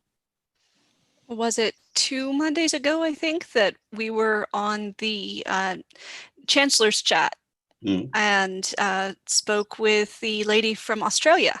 Citrine, yes. Yes. That was lovely. Oh my goodness, me and Citrine go back so far. We go back to Yahoo. Holy moly. She actually came to Chancellor's chat a couple of weeks ago. She's had some health problems, so she doesn't come to a lot of things now, but she came and it was lovely to speak to her. And she said she would try to come back. So I'm hoping that she will. I remember when Sacred Sea was very active on Yahoo. There was a time when Yahoo was the thing. Yep. And it's interesting to look at the development. It's like we're talking about Chancellor's chat. It started on about.com in 1998. And if you look at all the different formats it's had in the intervening years, it really underscores what Edward likes to say, which is that you love your message, not your platform. Because we've often had to change the platform to keep it current for people, to have people have the accessibility. But the message doesn't change, only the way of getting it out. Well, and it's definitely such an opportunity for, as we've kind of hinted, at people who physically can't get there. There are days where I'm in a wheelchair, and it would be much harder to go somewhere, or navigating an airport even on good days is very difficult for me. Mm-hmm. And I travel, I do it anyway. It's worth doing, but that doesn't mean that you can do it every time. Yes, absolutely. Especially But not during this, COVID. well, yes. But with technology, we can virtually be there. Exactly. I want to take a minute to remind everyone that the vendors hall is open. The vendors have not been giving out their magic words very much. No one's asking, so we only have 2 people in the raffle right now, which is great for them. Well, those are pretty good odds. Yeah. Currently, they're each going to get half. So we will have to see if anyone else, any new challengers arrive. But check them out and just spend a minute or 2 talking with each vendor, and they will private message you their magic word. No, that's so cool. That's mad dope. It's I love it when they do that in physical events where you have a scavenger hunt and you go speak to the vendors, because it helps the vendors have people stop by the booth. It's very important. As a vendor myself, you can just have people streaming past you who kind of glance at your table and move on. And they may miss something that is perfect for them. But when you have a reason to stop and look at every vendor, it allows them, at least now you can bookmark their website and come back if nothing else, if today is not a good day for shopping. Yes, indeed.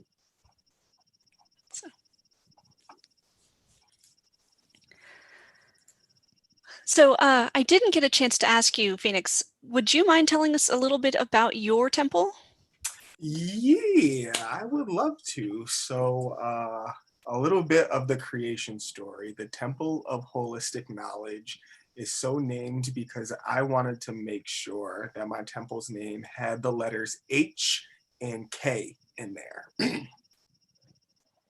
The reason for that is because for those who are like legit at like parabolas and hyperbolas and like plotting things on graphs, like you'll know that HK are the coordinates for the center of a circle.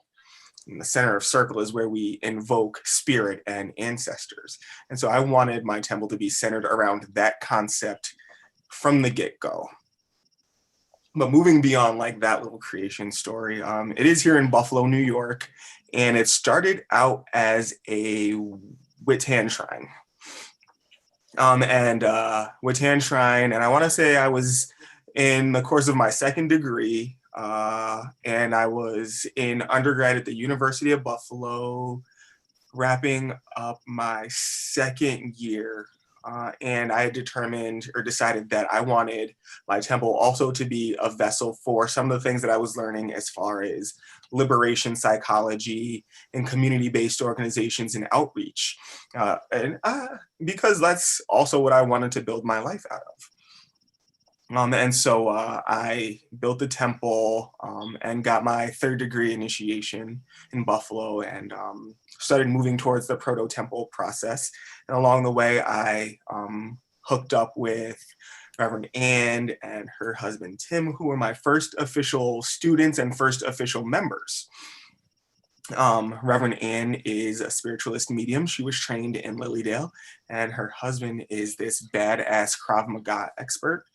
And so we got together, we would talk magic. They actually found me on the internet, and he was going to be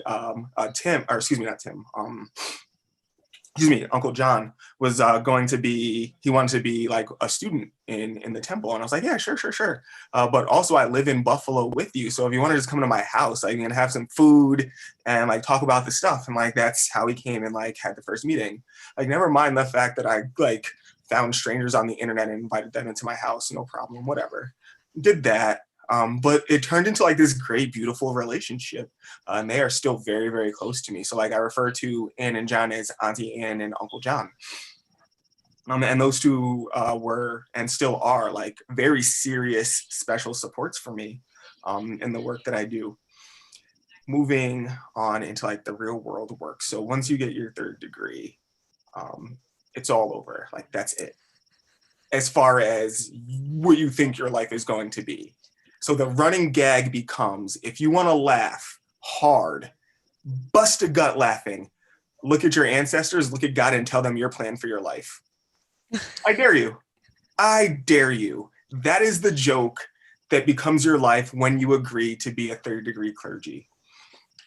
And so I did have a plan for my life, what I wanted to do.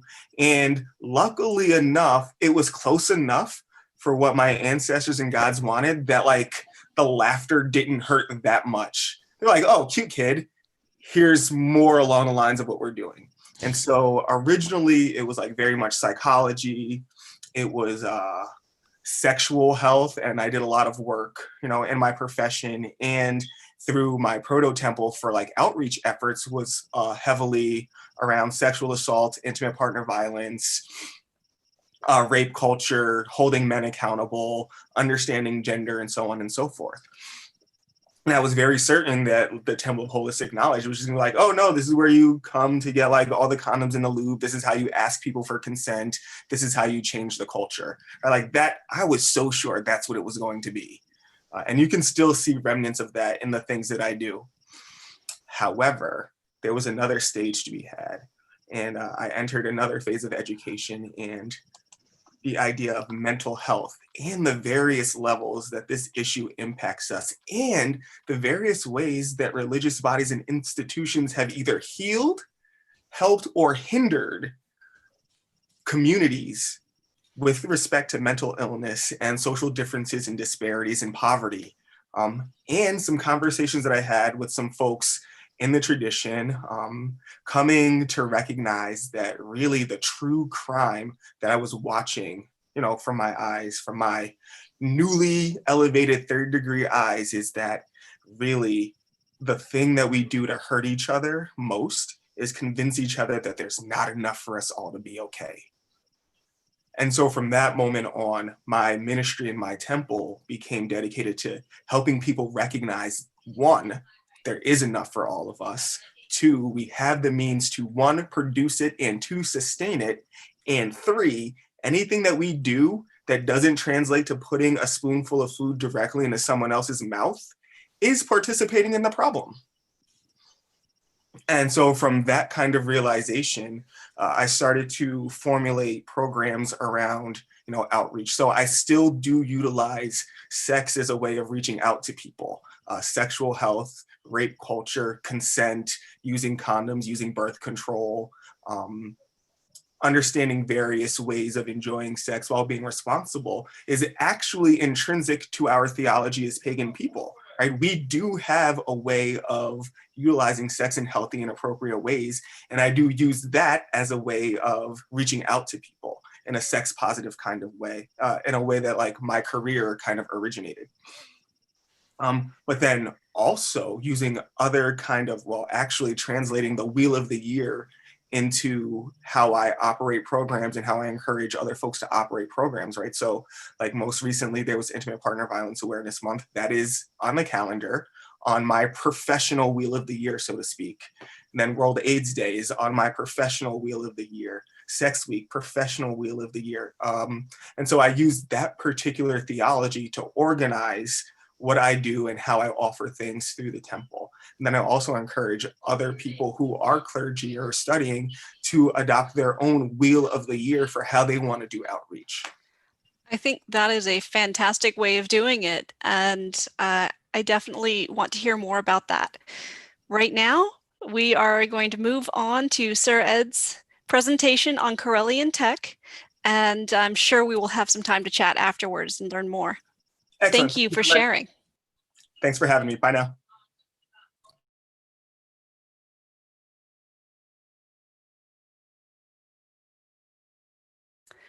So, Sir Ed, whenever you are ready.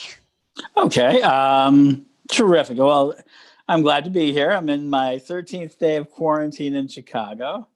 I left the safety bounds of Florida, where I was well cared for and well taken care of, and I was working with Don Laurie. but I want to see my grandbaby. So, it's one of those moments. And I decided to walk into the middle of a storm of COVID, just around it. And so, but I'm in a safe space and do so. But for me, a year ago, this was not even a possible idea. This was like, if you ask me, so last year, we always talk about the message gets in the way of the messenger. The messenger gets in the way of the message. It's a common tarot thing, right? Mm-hmm. So during October, and I got to read lots of great people. I even got to read a movie star. I made $6,000. I'm very proud of it. Doing tarot readings in Salem in October. And the thing that kept coming up is like, wow, a lot of people in March, April, May were going to be on vacation. That they were going to have, that there was going to be a lot of free time on people's hands. I kept saying it over, and Lord Don and I would talk occasionally, like, yeah, isn't that interesting? COVID fit the bill, except I couldn't possibly foresee it as a plague. No, I saw it as vacations because people were happy. Messenger in front of the message always gets there. So for me, a year ago, my message was very simple. Well, let's go back to where Correllian messages all began. And that is the day that Don and I met at a psychic fair, Lord Don and I, when we were just kind of Don and Ed. And basically, I just left my law firm, kind of had that sort of weird crash, taking care of my kids, decided to be Mr. Mom. And then I started reading tarot cards, just going back to reading tarot cards. And me and Don, I tried out for a psychic fair. And out in that psychic fair was a lot of fun. They wanted me to go out to one. I go, I can't get there. It's not, I don't drive. To this day, I don't drive. And he goes, well, if somebody lives right near you, we can arrange a trip. And that would begin the great arguments between the great debates, the great discussions. It depends on which one of us of the day we're talking about it. Between Don and I about a lot of these types of material. I already had some background. It had already been, in the Chicago scene for a little bit. And they didn't remember me from being a teenager. Then I skipped into young adulthood. But we got into this. And eventually one day said, oh, Ed, you are what we need in our tradition. And what was needed in the tradition at that time for Don was in Chicago and Crystal was still in Danville, was this singular concept of being able to communicate. That's it. And that this information they wanted to give out, well, how good, and I love that Lord Phoenix was talking about 5 Mystic Secrets. How long should the 5 Mystic Secrets exist? How good is it? And at that moment, Don and I, though technically he was a Lord at that time too, we just didn't use those types of references at this beginning, began a process where we took our two organizations and basically we broke apart mine and we fit them into the Correllian point of view. Not that it didn't have a Correllian point of view, but that's sometimes where that sort of vitality came in. And I became director. And what we brought in most of all was the ability to communicate. We were always there, even before I was on the scene. So there was the Wheel of Hecate and other magazines that Don and his mother basically went out and bought a Xerox machine. Now today we don't think much of it because we have printers in our houses and everything else back then. But in the day of magazines, this was the print on demand of magazines. You could print one or a dozen or that. And there was a whole, we kept the post office busy mailing magazines back and forth across to each other. And Lord Don, the Correllian tradition, along with Mom, we were sending out magazines from Danville. And this was by cut and paste. So the technology there of scalpel and glue and paper was right there. People misunderstand what technology is. Technologies is the condensed imagination in which we are able to engage the world more deeply. And I've been using the term technomage lately, and that means I can conceive of something in my mind and make it physical. I can do that. I mean, literally, I can have it done within 24 hours if I want a very particular thing. Let's say a scalpel, just because I'm using that example. I could have a scalpel built to my hand in 48 hours, 24, maybe 48 because it's Sunday, in my hand, minted to exactly my specifications. Just a matter how much energy I put into it.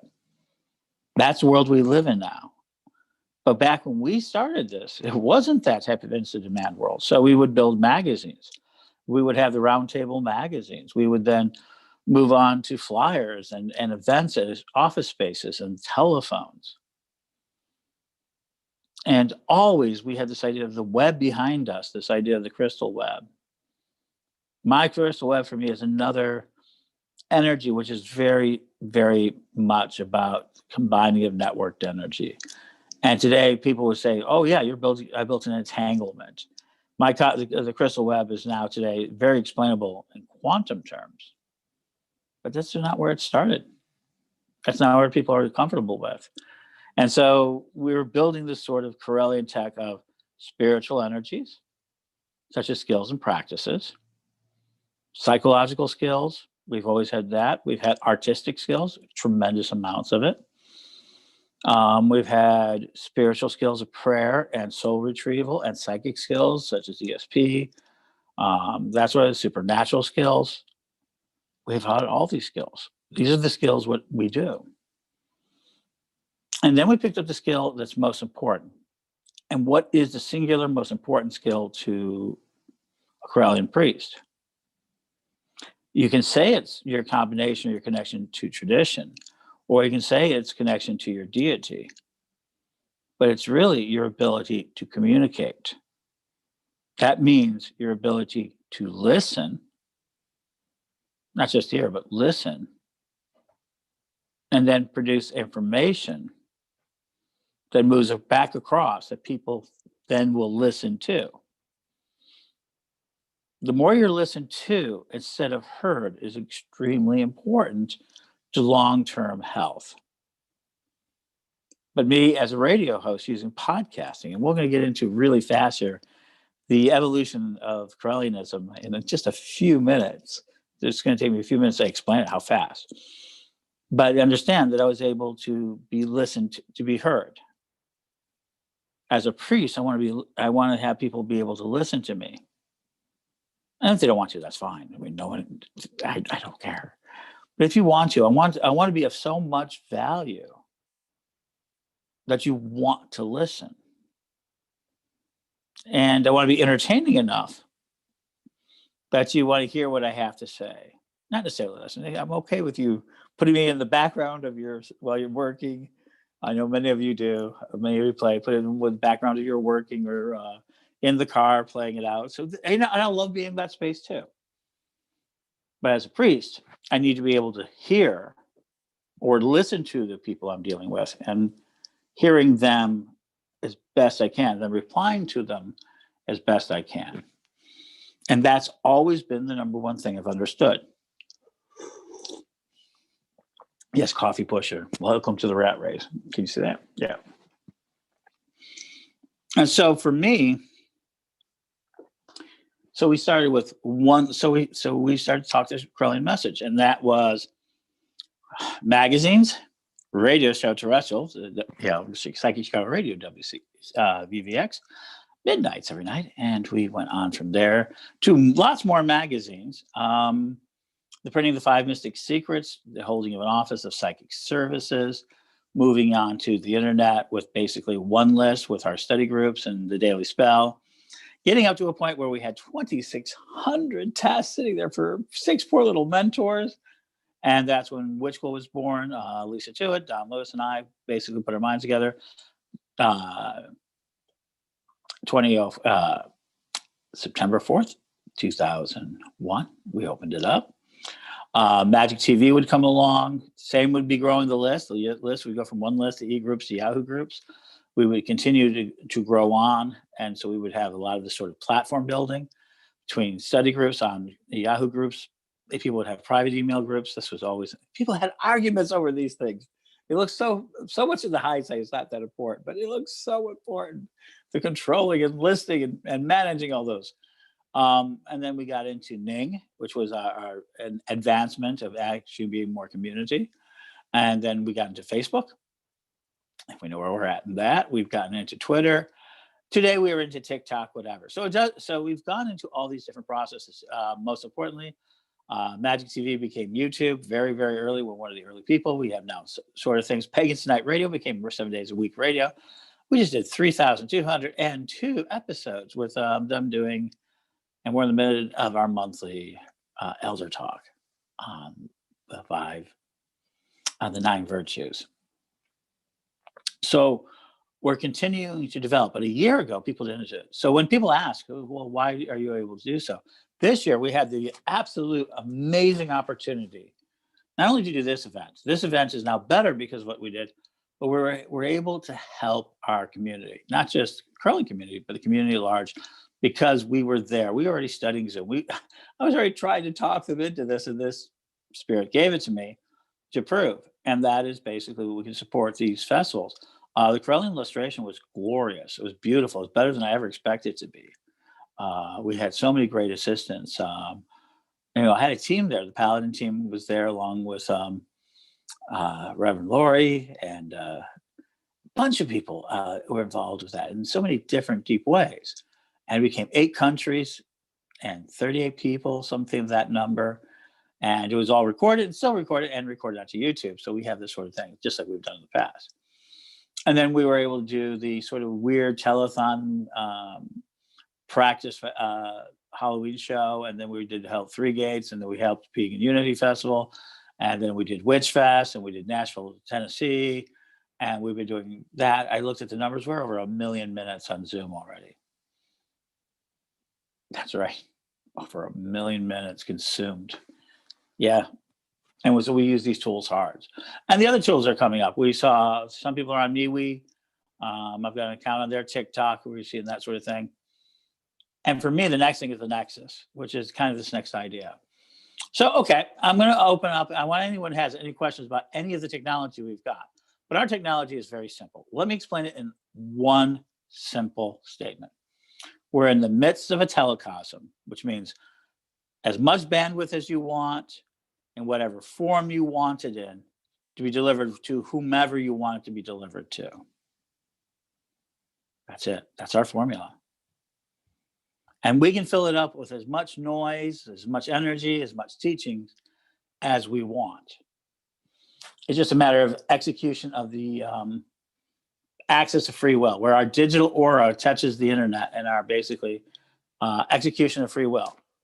Where do we want to execute? Where do we want to put our energy? Where do we get our friends to help? Where do we get our teams to help? Where do we get our workers to help? Whatever way you want to phrase it. Right now, you can get out any message you can. I can get it out there. You can begin getting your message out for nothing. I mean, the world has changed so much. In 2020, it's changed even further. So Corellian Tech in 2020 means CM Broadcasting is going to take a second bite at the apple. We're sponsoring more festivals. We're helping out our third degree. And congratulations, Rev Haecker, on this event. I think it's a very important one, who helped expand our base. She didn't just doing something we've already done. She's expanded on it. There's a chance for you to expand on anything. So any type of show you can imagine. I'm going to offer you an analogy people don't understand. This could be as much the Truman Show as you want. You don't know what the Truman Show is. It's a very interesting movie about how much, what if you didn't know this was a TV set, and how would you react? People have asked me, do you think this is the beginning of the Matrix? I go, yeah, in a lot of ways, yeah. We're looking at a different type of society, and this shows the accelerant. So Corellian Tech has the ability to communicate in all these different ways. And it has energetic ways that are under so many other people, such as the Crystal Web and through magic and through Reiki. And these worlds are actually both expanding, and they're not merging, but they ride the same waves. I really hope one of the things people don't want to misunderstand. So Corellian Tech is the ability to ride on all those waves: psychic, cybernetic, magical, and spiritual. And instead of those all coming to some sort of weird mismatch mosaic, it can have mosaic moments that you understand that those are all different waves in our tradition. That's different types of tech. And we're developing all these types of tech simultaneously. I've been so immersed in, I can go into some weird spaces, but the most important tech for Corellians in 2021 for me is the tech of compassion, the tech of expression of emotion. Yes, you're hearing it from me. Yes. And it's really hard for me. But how do we get more into the expression of emotion? I can give you all the sensory drives. I can tell you the TikTok machine. I can tell you the Twitter machine. We can go into that and how we're going to expand the Wit School and other services. But what we really need in 2021, because we're still going to be shut down for another year, and it's going to transform us because we're going to change our habits. We're going to change our ways of expectation. The economy is going to change. And so all this is going to change. So how are we going to develop it? Well, in 2021, we have the year of actually taking, and at a very baseline level, a Dawn Star ancestor moment of being able to get that. That simple. And you can do it simply, become witschool.com member, join any of our Facebook groups. So we don't hide this stuff. And, and there's projects to be done, volunteer. And you'll get into this huge expanded machine where millions of hours, literally millions of hours of volunteer labor has gone into, as well as, other revenues and resources into programming and everything else. All because we have a kind of a belief. And somebody heard me out there, kind of a belief. And when we start out on this technological journey to join into the Correllian tradition, we have a kind of a belief there are real people behind it. We have a kind of hope when you're the first time you're first to go into your first lesson and you ask a question and somebody answers you. Your expectation might be very low, like, it's just a machine, it's just this, it's just the internet. But when that human being connects back to you, and then you have all these tools, automate what's not, what's mechanical. And people, just talking about this earlier, you then can build all the tools for communication. This year, Zoom and just some other tools coming in really fast, really nice. And during this year, we're going to learn how to be more non-physical in our communication. How do we expend ourselves? And this is it. So what is Correllian Tech? Correllian Tech is simply the ability to imagine the communities that you want, how to develop it, how to build it, how to exercise it, and then just executing on it with us all together. And the more attention we bring into our individual parts, the stronger the whole is. And that is Correllian Tech, the power of compassion, the power of attention, and then an understanding and acceptance that the technology of computers fulfills the goals that we're all seeking: communication, love, compassion. So that's Correllian Tech, and that's my first presentation of that idea. Thank you for sharing it with us here. So at the moment, we did not have any questions from the audience. Okay. I can go on from here of more specific things about the tradition. I mean, probably the biggest things, like I can get really nerdy, that probably one of the biggest things we need to manage is managing our email servers better. We need to get better at that. I mean, there's this constant desire to get better in the tradition at what we do. And we're not afraid of technology. I don't know if Don's still listening. Is it safe to say, talk about the storm, the communication storm I had last year? I don't see why not. Okay, so last year I basically used these tools while we were still in there. I questioned about Witchfox. I was talking months before Witchfox was announcing it was closing. I said, what are we going to do next? What type of Witchfox? Nobody wanted to listen to it. Push back. Does Oberon want to be a big star? Push back. Who wants to be on the internet? Push back. Who wants the festivals to be on, that sort of thing. Push back all over the place. And I started asking about leadership. And there were groups and individuals who were asked not to listen to the answer that were coming out of these very big questions. Nonsense. We don't agree with it, and we won't even spend the time to refute it. Why don't you, try it for a little bit? But we would never say not listen.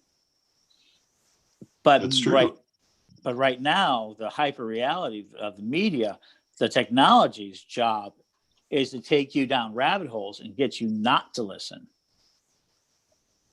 The biggest thing I'm being pumped right now, And if the Corellian tradition wanted to do it, it's called megatunnels. And it's how to advertise to huge lots of people and take them down a certain process for taking their money away from them and selling them small patches of classes in psychology. And then you identify who it is. It's what Scientology does, a lot of these big things. And I just can't bring myself to do it. It's not healthy. It's just not the way I won't do it. So what I look for, the technology that I'm embracing and handing to everybody constantly, is the expression of your own voice. If you have not noticed anything, I think one of the strongest things that people don't know about me in the outside tech world is I'm the guy who coined the term learn anything, anywhere, anytime. So the law movement, LAAA, anywhere, anytime, anyone. And that was bedded inside Witch School. So Witch School exists because it made two commitments. One, made some lifetime commitments to allow people to have a lifetime of membership. We knew that it has to last at least a lifetime. And that two, on top of that, that basically it had to be a constantly evolving educational process. And the minute we stopped changing that process, we die. We saw it in so many places. We saw it with GeoCities. If we would have never evolved beyond a few pages on GeoCity under telepathic media, that was even before the Daily Spell. Most people always, we talk about the Daily Spell, but it actually kind of trails back even deeper if you really look at it. If we just stayed at GeoCities, we would have been gone and turned to dust. If we would have stayed to Yahoo groups, and a lot of people wanted us to, we would have gone to dust. If we were just simply still on the Ning site, we would have gone to dust. If we were simply on Facebook, where we are now, really at the height of it, right now, I think we're really heading maximum Facebook. I think we can grow a lot still, but I think we're there. Will eventually crumble. People are talking MeWe. TikTok is not the same thing. I can talk to you all day about LinkedIn. I can talk to you about these other systems. But ultimately, the answer to all those systems is what? We have two basic databases that must last forever. The one is the Witch School system, and all of the websites and all of the creations and all the development that we created into those systems must be stored by us. The thousands of hours of video, the thousands of hours of radio, the thousands and thousands of photographs that people don't even realize we have. Do you know we have the largest archives in the world of pagan material, of video and audio? Not books, but video and audio. Oh my gosh. And it's our job to preserve that. And that's going to be a hard physical as well as cloud movement to protect. That's our job. That's where I think if we're going to be anything, and it gets down to this one idea, that which we remembered lives. And I came across a second concept with it. And it's very strong. So this really comes together. And that is the idea of the three deaths. You die the first time when you learn that you can die.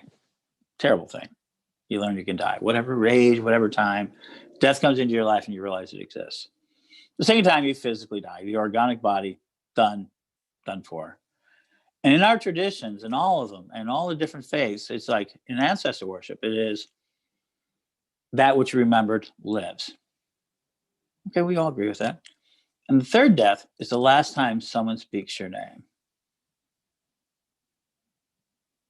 Now the question is, even as much as we try, I think the period between a person's organic death and where their name is lost on people's lips is way too short.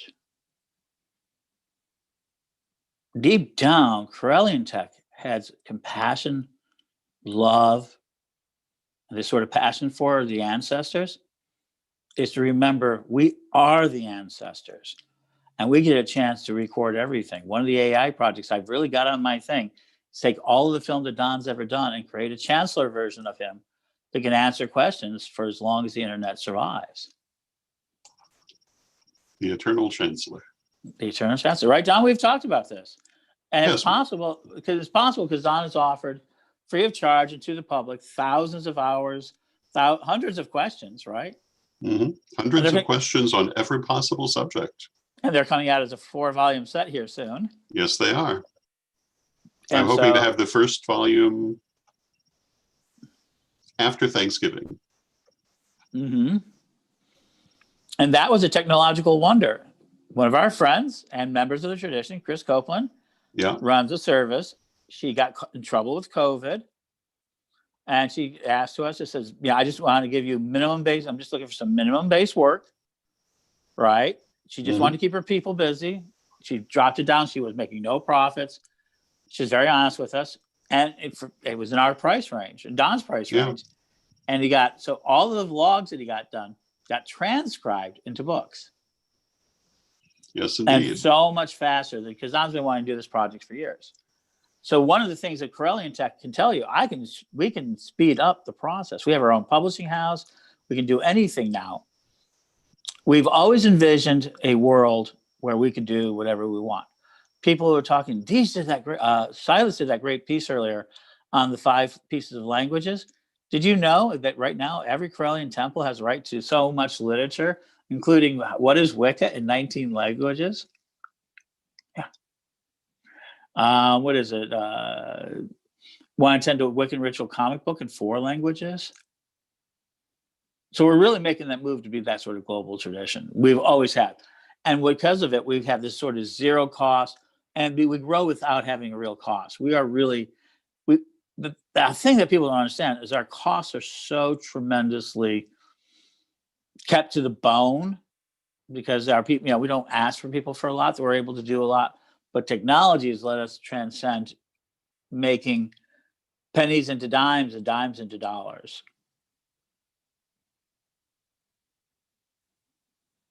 And we continue to do that every day. So the question was, if you're a Corellian and you want to communicate, how much, how type, where do you want to be? There isn't a type of communication that you can't want, that the Corellians, we don't have the tools to help you structure or the mentors to help you do it. Heck, we haven't got Don to carry out one of his lifelong kind of dreams. He talks about it for long, and we did the movies. That's true. And that was fun. And that's something from our childhood. Yes, it totally is. I don't know if younger people would even recognize the format, but if you're our age, the idea of the Friday night horror host was a big thing. And the old, frequently low-budget horror films. And now you can watch a selection of them on Magic TV. Mm-hmm.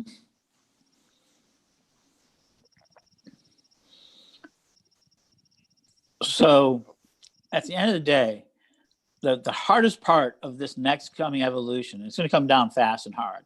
Alexa's coming down, cyber spirits. I can get into the really wacky stuff. I'm not going to here. Rise of the Technomage coming soon. I will. And there are speeches I've got to talk about how weird it's going to get.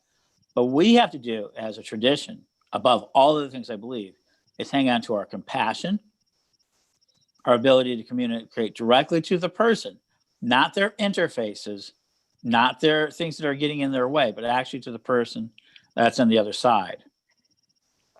And continue to create experiences that are felt on a spiritual level, on a mental level. And then let's not worry about the physical level because we never have.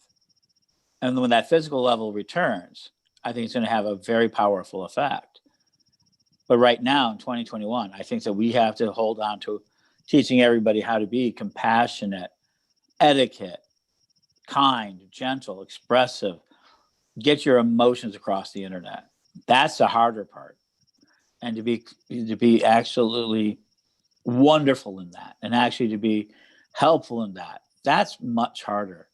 I can give you the Zoom technology. Oh my God, we can have nerd contests on how far we can get it out there.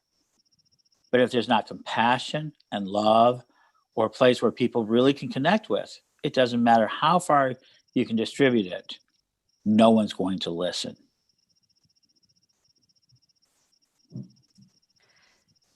Thank you so much for sharing all of this with us. It's amazing. We get stuck in the thought of technology as, modern computer, and forget that technology is any tool.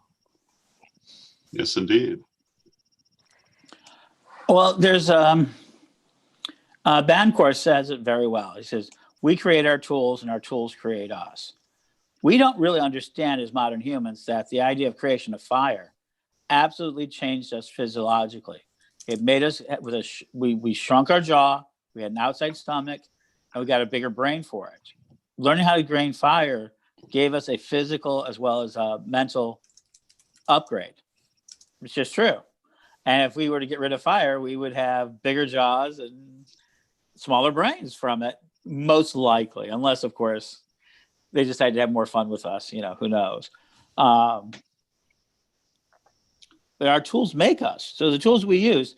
So in this sense, the Corellians used the tools that were available to them.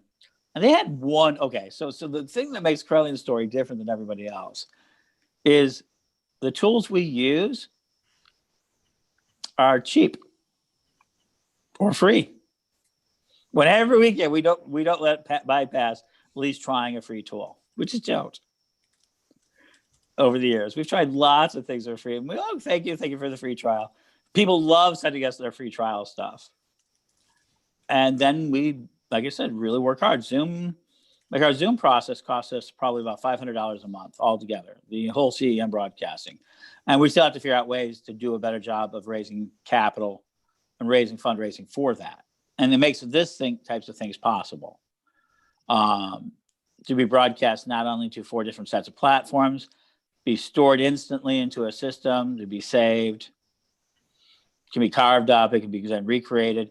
And 100 years from now, and then when they have Founders Day, the kids are going to be sitting in their seats, says, we have to watch these boring old films again. Can't we see them in VR or whatever the simulation is? Do we have to care about this? Yes, because we old folks feel like this is important to history. We're creating the history other people are going to see. And from this era, from the last 30 years, they're going to see more of our material than any other groups in that historical process. Absolutely. Mm-hmm. We are coming up on our drawing for the vendor treasure. Mm-hmm. And wanted to say thank you so much for sharing this with us. And I hope you stick around and chat with us as people have their last 10 minutes or so to get their entries in on the vendor magic word submission voice channel or direct message to Guardian staff. And stay online because the winner has to be present. And that was something we put out. And I see someone who has submitted their entry who is not online, and I'm trying to get them back online so they have a chance to win. But at the moment, we are going to move back to our chat. So I was just going to mention, I want to do a call out. So December 1st, CEM is backing another Reverend Phoenix, who you saw earlier, and his people, World AIDS Day. And I actually deeply believe in that. I'm actually personally staked into it. So I'm always glad to see those types of events. Mm-hmm. And there's Phoenix. Hi, there you go. Do you want to talk to that? Yeah, I'll do that. All right, so clearly I changed clothes because I don't like being in button-ups for too long. However, I be comfy. I'm gonna be on camera with Lord Don, like a button-up of some sort needs to be present at some point, right? Decorum must be followed at some point. But I did switch. Interestingly enough, I'm in my red V-neck, red being World AIDS Day color. World AIDS Day and my relationship to World AIDS Day is super duper interesting. So a lot of you have seen me online as Captain Condom. That is, so for us who are here right now and anyone who happens to watch this, Captain Condom is one of my original attempts to get really good at channeling on purpose.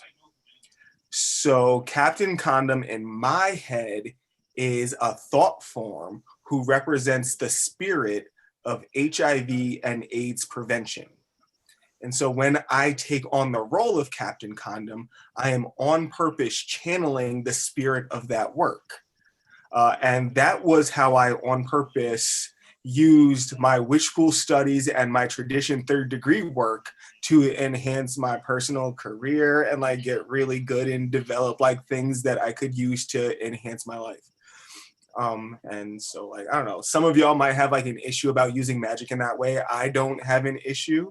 And it helped me be a better channel, and it helped me, you know, kind of relax a little bit when it came to doing the work. So I will encourage people to use thought forms and other forms of lesser kind of not intense energies as, you know, ways to channel while you get good at that. But Captain Condom, yeah, you can get the costume from Amazon, you can get the costume from anywhere, and it'll be Captain Condom. However, the character that I created was a combination of work that I was doing as a sexual health educator and with the MTV campaign, Get Yourself Tested. And so in conjunction with that campaign, I decided to go pro with Captain Condom. And so what I do is I'll put on the uniform, I'll get into the character, I'll start the channeling process. And originally I would go to people on the street and just start to randomly ask them questions about the practices that they engage in to keep themselves safe when they engage in various sexual activities. And I brought in the discussion of sexual activity to include kissing, hugging, intercourse, rough grinding, all of those things. World AIDS Day, however, as an event, is an event that is meant to track the progress of treating HIV and AIDS as a global pandemic. Ha ha ha, interestingly enough. Cycles do repeat themselves, don't they?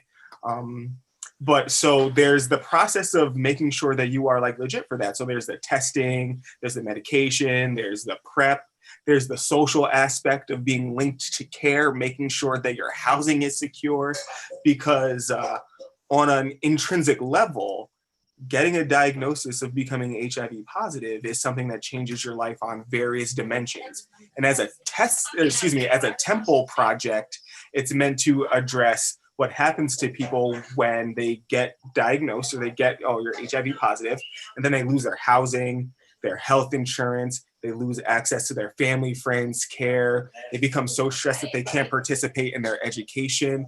And all of that kind of became wrapped up in why I wanted to use my ministry to address that issue. And World AIDS Day is my ongoing effort to address that, like through my temple.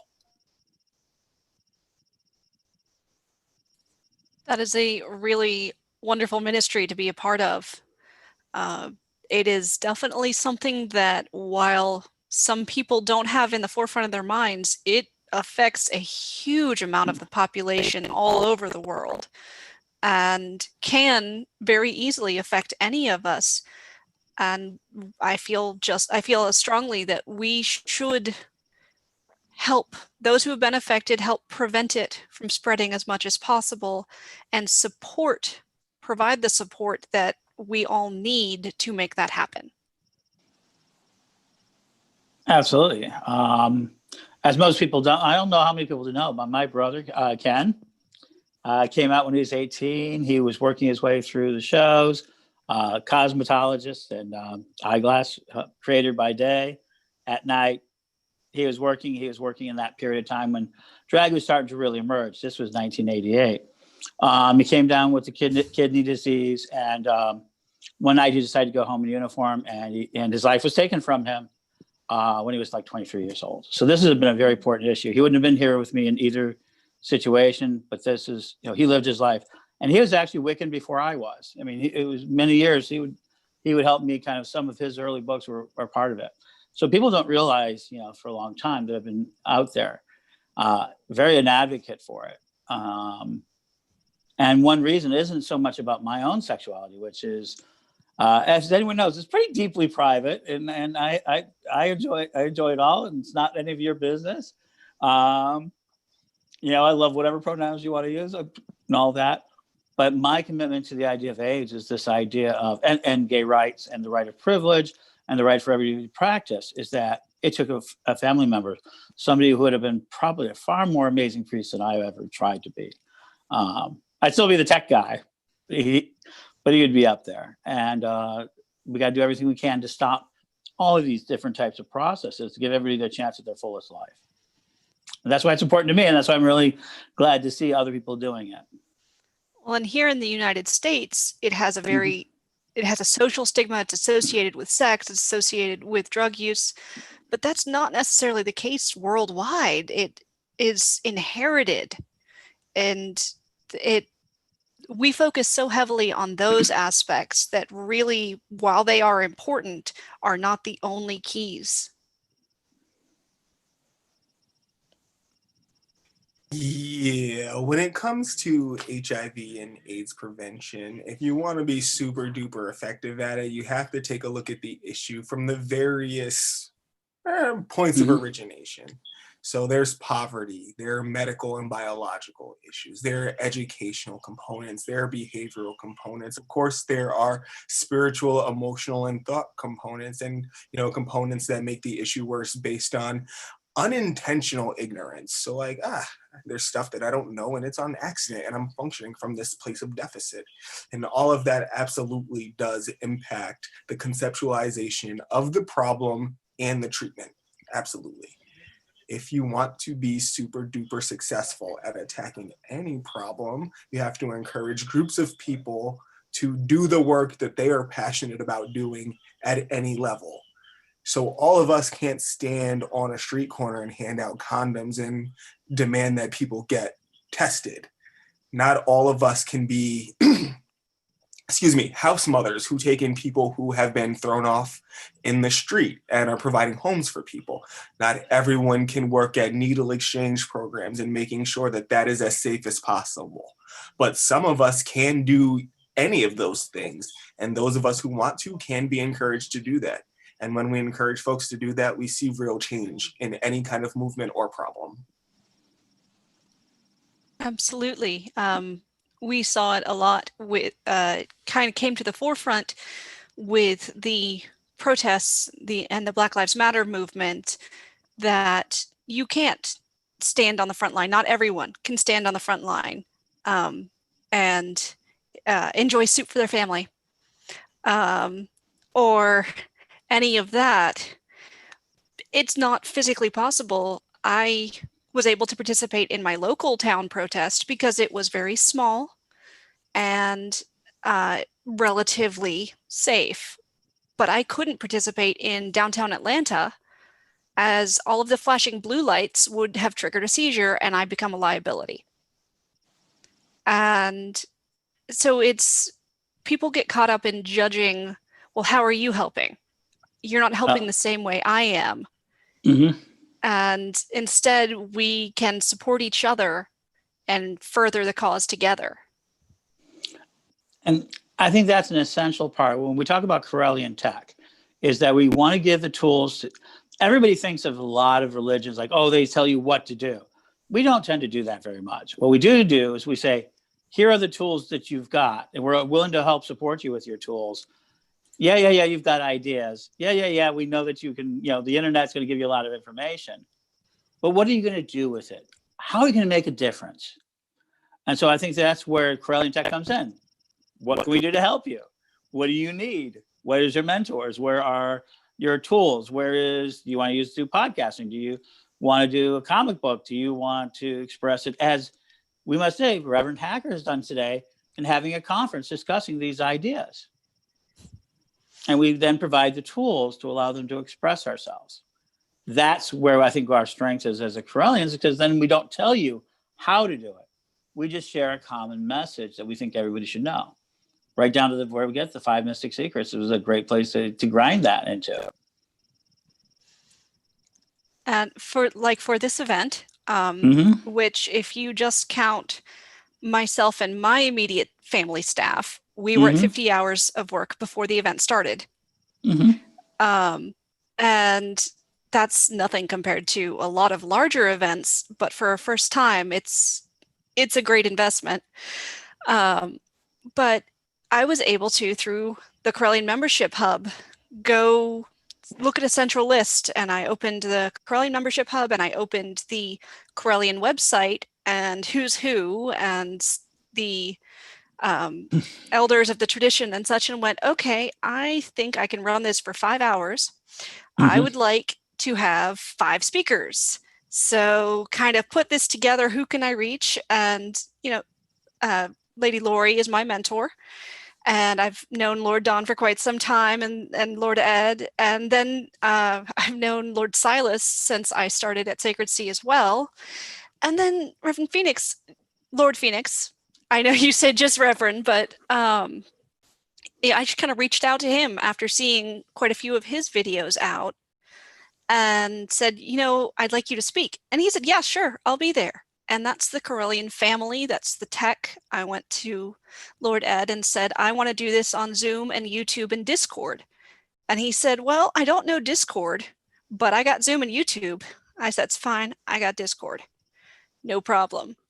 But thanks to everybody who has helped out, we've had a great event. We had approximately 35, 40 people wander through a first-time event on a new platform. And I have been extremely happy and grateful for how this has turned out. Wonderful. It's been a lovely event. Thank you. So I believe it is time for our drawing. Yay. And I am trying to snag my staff member who has the information. So we have up today the vendor treasure trove. I'm going to snag the spotlight there. And in that vendor treasure trove, we have 3 enamel pins from Griffin's Moon, which together is a $27 value. We have a 15-minute reading from What Up Witches, Amanda Amethyst Nicole Tarver Turner, and that's a $50 value. We have the option of necklaces from Risen Phoenix Crafts, which are either one is a $25 value. We have a $25 gift certificate from Noctua Designs and a 20-minute reading with me, which is a $20 value. So this is quite the treasure trove that 2 people have entered the raffle for. And I am getting Guardian to they are assigned as number 1 and 2, and to do a random number generator. Because we want to see which one. Drum roll, please.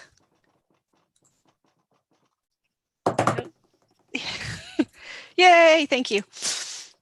And we actually have a winner by sheer fact that the other one did not actually attend the raffle, which was part of you had to be present to win. So that means that Lady Lori or Rotten Luck Guild is our winner. Yay. So she will be receiving all of those items with her choice of necklace, and the other necklace will go on the website for sale. So you can still get it even if you didn't win. And we are I really had a nice time visiting with all the vendors and looking at their Etsy shops and checking out the radio show's Facebook page. And the whole time I had the Zoom in a little window, so I didn't miss anything. But everybody was so lovely to chat with. I'm so glad. And we will get your shipping information to appropriate people. And you will receive your item shortly. Now, do you know which necklace you're going to pick? Will you tell everyone? Oh, I don't know. Let me go look. So in the vendor hall, there is the vendor treasure trove. Vendor treasure trove, okay. We have Moonlit Passion, which is a orange and red resin beads with silver color accents. Uh-huh. And then we also have the Frozen Moon necklace, which... Frozen Moon. Yeah, I had a feeling that might be you. Yeah. But both of those designs popped into my head yesterday. They're beautiful. Both of them are beautiful, but I just don't wear orange. So that is just gorgeous. Well, then I will definitely send that to you, and we will see Moonlit Passion on the store shortly. Very cool. So thank you to all of our attendees for coming and for hanging out, learning something new, getting a chance to chat with each other and with our vendors. And thank you to all of our speakers for your time and the energy that you've put into sharing with us. You did an excellent job, honey. Yes, indeed. Thank you. A+. Get your paper in. Thank you so much for having me. Absolutely. All right. And then we will wrap this up with let me see if I can pull up my copy of it, unless someone else knows it by heart better. I was going to end this with the Corellian prayer for peace.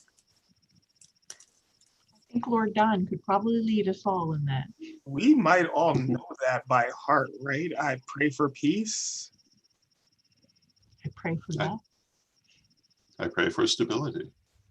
I pray that love may overcome fear.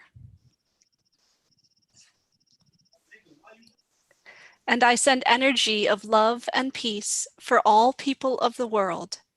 I create it, I accept it, and I receive it. By my will, so mote it be. So mote it be. Phenomenal. So mote it be. See you next time. Have a great evening. Bye, honey. Bye. Bye, brothers. Thank you so much.